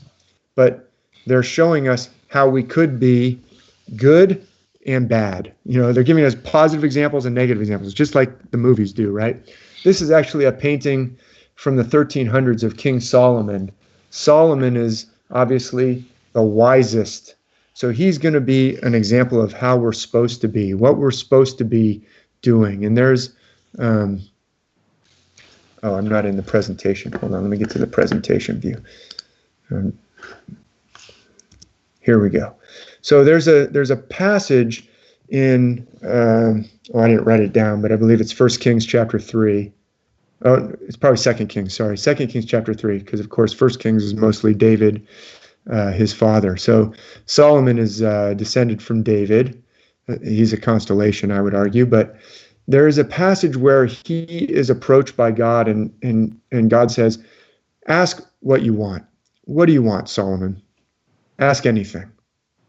And we know, this is in 2 Kings 3, I'm pretty sure. We know that he asked for wisdom, that he may judge God's people. Exactly. Not just wisdom, but wisdom to help others, right? You are. Right. He needs wisdom. He says, I am in a very difficult job. I need wisdom. People are relying on me. I need to have judgment. They come to me and I feel like a little child. Well, this is, I believe, not just about some ancient person who was wiser than we'll ever possibly be. I mean, he's a figure who is the wisest who ever lived. But if we just see it as, well, that was great for him, but I don't have any wisdom, this is what we're supposed to be trying to get. And God actually says to him afterwards, you know, I'm really pleased with your decision because you asked for wisdom. You could have asked for long life. You could have asked for riches. You could have even asked for the life of your enemies, but you asked for wisdom. I believe that this ancient knowledge, I compared it earlier to like a kung fu, it can be used for all of those things. It can be used to harm others. I mean, the spiritual realm, the supernatural realm, there is, a possibility that this power can be used to harm others. But that's not what we're supposed to use it for. Some people do use it for that. But we're supposed to be using it to gain wisdom to help others. And so God was pleased with that. And then immediately after that passage in, I believe it's 2 Kings chapter 3. Hopefully I'm not misquoting the address, but if people go somewhere in 2 Kings, I'm pretty sure it's chapter 3, right after he asked for wisdom, God says, I will give you wisdom. I'll give you a wise and understanding heart, he says. And then right after that is the judgment of Solomon. Well, I think it's one of my favorite passages because it shows us how we're supposed to have judgment and how we're supposed to choose blessing over cursing, life. We're supposed to try and give life, not death. There's these two mothers, and actually two harlots, who have had two children about the same time. They both got pregnant about the same time, had two children, and one of them overlaid the baby in the night. We don't know which one, but they come to the king because the mother says, oh, this woman switched babies with me. She gave me the dead one, and the other one says, no, she overlaid the baby. And so Solomon has this terrible dilemma. How is he going to choose? And he says, I know, cut the baby in half, and we'll give it to each mother. And one mother says, yes, do that. And the other one says, no, give the baby to her. I don't care. Don't cut him in half. Just give it to her. And Solomon says, aha, no, give it to her because that's obviously the mother. The one who says cut it in half is obviously so delirious. Her baby must have died, and now she wants someone else's baby to die. In fact, it doesn't even make sense, really, because she was trying to get the baby, but she's become so overcome with hate and cursing, she's trying to bring down the other person. So this whole scene, I believe, can be shown to be celestial. Here's that same part of the sky again. Remember how I said that Hercules sometimes can be connected to the northern crown? We saw that with the Heracles grasping that crest. That's the baby. Now, you wouldn't probably look at the northern crown and say, oh yeah, it looks like a baby, because it doesn't. It looks like a necklace, looks like a crown. That's why it's called the northern crown. It does not look like a baby, but in so many myths, a Hercules figure will be snatching up a baby that represents the northern crown, including the Maui myth, which is very far away from, where Solomon, the story comes from, right? Maui, when he was thrown into the sea foam, like I said, he's snatched up by his powerful grandfather, whose name is Tamanui Tera. And Tamanui Tera snatches up baby Maui and hangs him up over the fire to dry out. Well, that's the same snatching up of the baby. So let me show you. Notice how the baby is always, look at the swordsman in this picture. See how he has his sword over his head? Just like the constellation Hercules. And look at the baby, how he's arching. See the arch of the baby? You guys are probably Yes. No, that is awesome. Here's another painting. Right. So this one's from the 1600s. That last one I was showing you was actually by a famous painter named Raphael. Raphael was in the earlier late 1500s, early 1600s. This is another painter named Rubens, who was in the later 1600s. But look at that baby. See him arcing? Yes. Mm-hmm. Yeah. The leg to the back. That's the U. That's the arc. And you see how the swordsman is in the same position as the constellation Hercules again. Mm-hmm. And in fact, even the arms of the mother. So one mother has her outstretched arm, See that? That's Yeah, a Virgo. right. That's a Virgo symbol. Here's one more. See that? See the swordsman again? He's a Hercules swordsman. He's got his sword is over his back, and the baby again strongly arching. You see that? Yes. Wow. So now let's go back to our northern crown. Oops. This is the swordsman. I would argue that Solomon is Ophiuchus again. Solomon sits between the two pillars, right? Two pillars of the temple.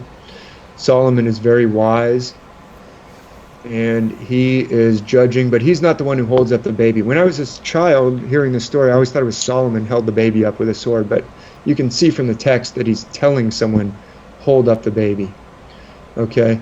I believe that the two mothers in this story, one is Virgo, one is probably Sagittarius again, and I'll just finish with this. There's lots more we could talk about, but this kind of speaks to the code, or once you understand the code, how it works. See, Virgo is here this is a zodiac wheel. It's just a way of depicting the constellations throughout the year. I could show it with that planetarium as well. But as we move around the sun we'll move through the heavens. We'll see a different background of stars at different times of the year. Well, the sun will move through Virgo just before it plunges down into the lower half of the year. Right now we're recording this in November. It's very dark by 5 o'clock, in California where I live. But in the summer, it's not dark until like 9:30 at night. That's the upper half of the year. That's the summer months. This is the top of the year, the summer solstice. But as we continue around, we descend down into the lower half of the year. There's this crossing point where the day and night is equal. That's the equinox. When we pass through Virgo right before we plunge down into the lower half of the year, that I would argue is, and this comes from Alvin Boyd Kuhn as well, that's the lower half of the year. That's where we are in the body. That's where we have our first birth. That's representative of our first birth coming down into the lower realm. But we're supposed to have a second birth where we start to awaken to the fact that we're a spiritual being, where we start to become more integrated with our higher self, start to listen to our higher self who wants to help us, become connected with the higher self. That's the second birth. That's down here at the turning point. We go down, down, down, down as we're here in this body, in the mud, like I said, but we start to realize, wait a minute, it's like the prodigal son realizes, wait a minute, what am I doing eating here out of this pig trough? I'm actually meant for something more than this. And you start to wake up. That's the second birth, and it happens down here at this turning point where the year starts to turn back upwards right there at Sagittarius. So Sagittarius is a place of rebirth. So I think what's happening in this story is two babies, a live baby and a dead baby, a northern crown, southern crown. The two mothers, this is actually the second birth. That's our spiritual birth. This is the mother where we are born into our body of death, as Paul calls it, right, in the New Testament. Paul, I think, was totally Gnostic, knew all this stuff. But why don't you just say it, David? Why don't you just say it, bro? Yeah. So the first mother, that's our cursing. That's like, we come down into this body, this body, and we curse. We try and bring ourselves down and bring others down. Cursing means like reducing to the physical. All our curse words are about physical things. They're either, talking about bodily functions or calling someone a name that has to do with their physical body, or they're, trying to reduce them to, hey, you're nothing more than just your physical aspect. But blessing means raising up the spirit. So I think these two mothers one's a blessing mother, one's a cursing mother. It's not about two women who came before Solomon. It's about, actually, we're all in this condition. We all can be the blessing mother or the cursing mother, because we have a physical body. We're all born into this, under the curse. It says that a lot in the New Testament. But we're supposed to be blessing. We're supposed to be, that means raising up the spirit of ourselves and of others.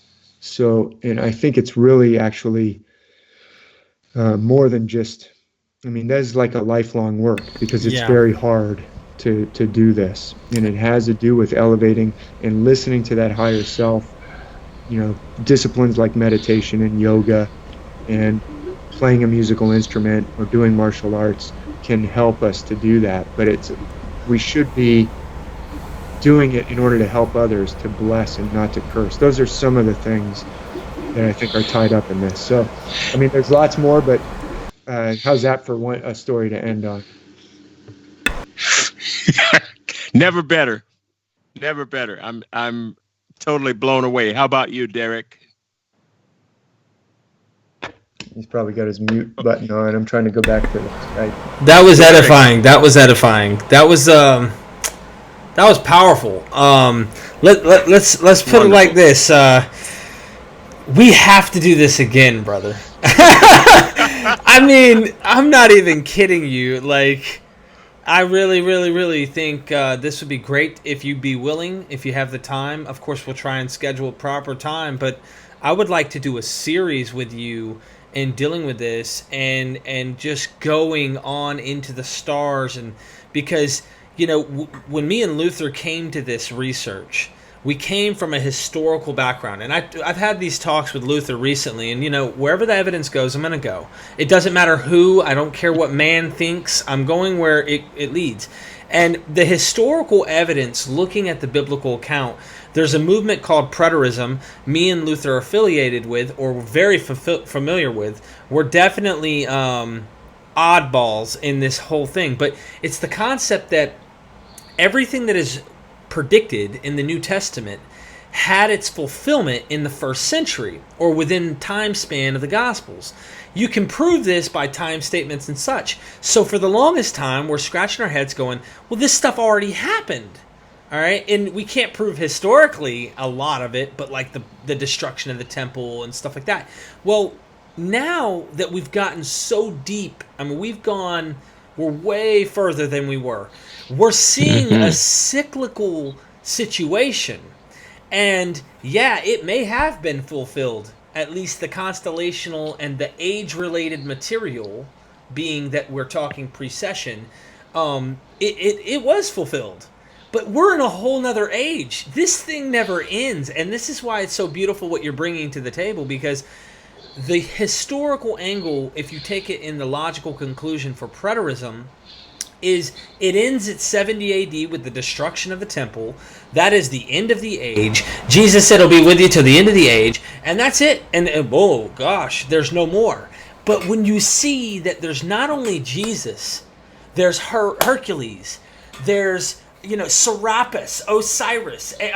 You can go on and on. You're stuck with this. You have no choice but to go, okay, something else is going on. This is much bigger than what I once thought. And now, how do I apply these principles to my soul, to my being? How do I love my wife and my children in a way that they've never thought their dad could? I was so caught up on the story and going, like you said, Solomon was smart, but I'll never be that smart. Man, I feel like we're pretty smart. If we're gonna, I feel like we're pretty, we make wise moves here in this life. But I'm rambling. I don't mean to hog the mic. You want to add to that, Luther, and then we could start getting to a close, like closing. Just a little bit, Derek. And what we see happening is the historical passing into the esoteric, and the esoteric passing into the mystical, because ultimately we've got to lay hold of that mystical relationship, that application, where once we learn the language, and Dave, you're all about learning the language, and once that is mastered, your whole point is it's going to help us to navigate spiritual territory in a way that's right for us. So it's empowering it as never before. I don't know anybody who's taken this kind of approach to astrotheology. Nope. Yeah, it's marvelous. I just don't have enough I can say. Well, I appreciate that. I will say that I'm certainly not the first to see that there are connections between the myths and the stars. This goes back to even the ancient times. There were philosophers who hinted at it. Hamlet's Mill talks about some of that, and there was a pastor in the 1700s named Robert Taylor who wrote The Devil's Pulpit, and I certainly take a different tack than maybe some. I think Hamlet's Mill may have reached different conclusions than I would reach, and Robert Taylor, I think, probably reached different conclusions than I would reach, and maybe, not to disagree with the hosts on the show, you might reach different conclusions. I'm not so sure that the sacking of the temple, that whole history, certainly super important. I know you guys have had Joseph Atwell on. That's a whole other can of worms we could talk about. I wouldn't say just so that listeners don't get the wrong idea, I'm not in the preterist eschatology camp. I'm in the completely esoteric camp. But I totally agree with you that this is for us. Solomon gets that wisdom from the infinite, right? He's not wise by himself. We're not. For us to, we can. I think we're given all these different kings, both wise and foolish kings, to look at as examples. King Midas is another one I was going to bring up, but we don't have time. But he was given actually a choice. Hey, what would you like, Midas? Just like Solomon. And Midas, we all know, chose, I want gold. I want more gold. I want to turn everything to gold. And guess what? You can't eat and you can't drink, and you turn your children into a statue. So all the things that you need for life, right? You need food and water, and you need children to perpetuate the species. If we only pursue gold, that's the wrong choice. And so there's many judgments. The judgment of Paris Paris started the Trojan War by making the wrong choice. Also, he chose, I want the most beautiful woman in the world. Well, she happened to already be married, and that started the whole Trojan War. So these patterns are found around the world in these different myths, and they're given to us to say, hey, you're not Solomon, but you can have access to that wisdom, but it doesn't come from you. It comes from that realm, that infinite realm. So you got to get tuned into it. And I think we have all these ancient tools and guides that were given us, these ancient original instructions that were given to everybody. Every culture has them, and if we start to listen to them, I don't hold myself up as a guru or a teacher. I always say, go to the myths. Once you learn how to listen to them, that's where the answers will be for you right there. So thanks so much for having me on. I'd certainly be happy to come back and we can talk about other things too. Oh, Dave, this has been a show of shows, right, Derek? Unbelievable. Yeah. Wow. This is beautiful. I appreciate it. David, if you gracious host. If you don't mind, real quick before we go, can you give our audience what website do they need to go to? We know your books, and if you look up his book, gals, make sure you search David Warner Mathisen, because there are different David Mathesons. So, and that's Mathisen, correct? Yeah, and if you just search for my name and stars, it'll generate lots of results for you on any search engine. But my main website, I've created a few over the years that are still, out there in the web. But the main one is Star Myth World, that Luther said at the beginning of the show, starmythworld.com. And from there's links, or is a little menu that has videos. You can go look at videos that I've made.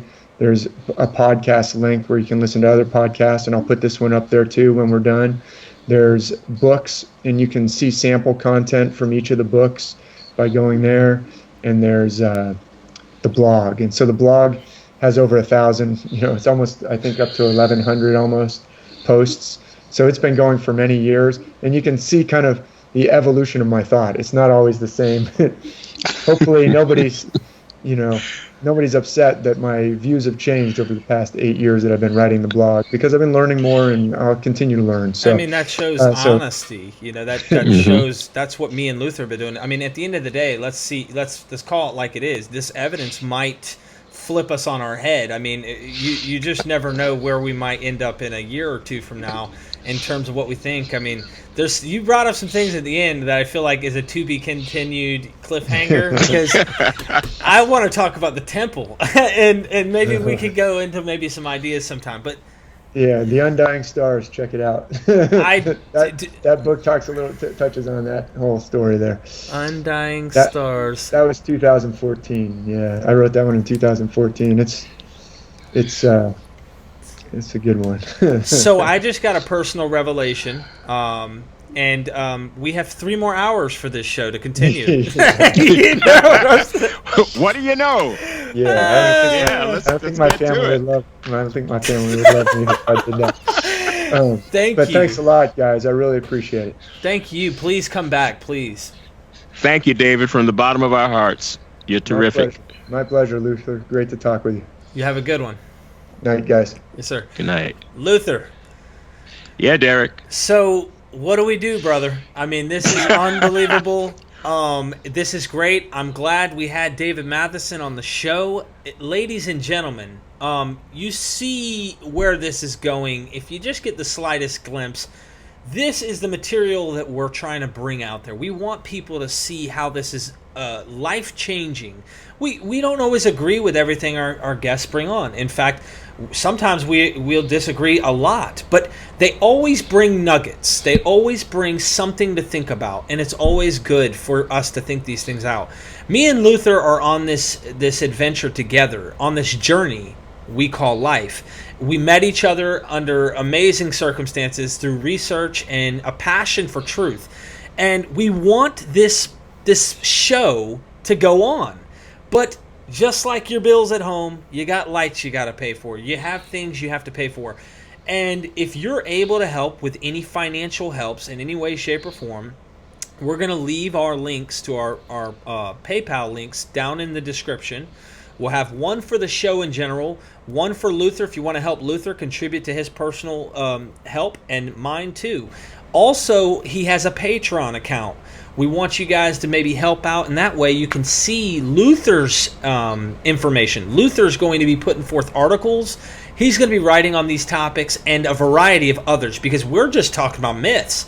We haven't got into gematria. We haven't got into languages and understanding the names. We haven't understood a lot of how this stuff is really complex. And Luther does that, man, and you are awesome. I mean, you really are awesome, brother. I appreciate having you on the show. Well, you are, Derek. We explore this together, and you give me half my ideas in the middle of the night. I say, what did he say? And there's my hook. We bounce off each other, bro. That's right, brother. We want to keep this thing going. The WaterBoyZ, only we're bringing this stuff like this. So I've had a lot of compliments from people who've suggested the place that we're coming at from the heart. We keep it where we're being truthful and from the heart, and that's our goal. If you guys are able to help contribute, if you want to see Luther's information and what he's bringing out, and it's I think it's $1 a month or something to that effect. Maybe it's $2. I think so. Something like that, just to see your articles every time you publish.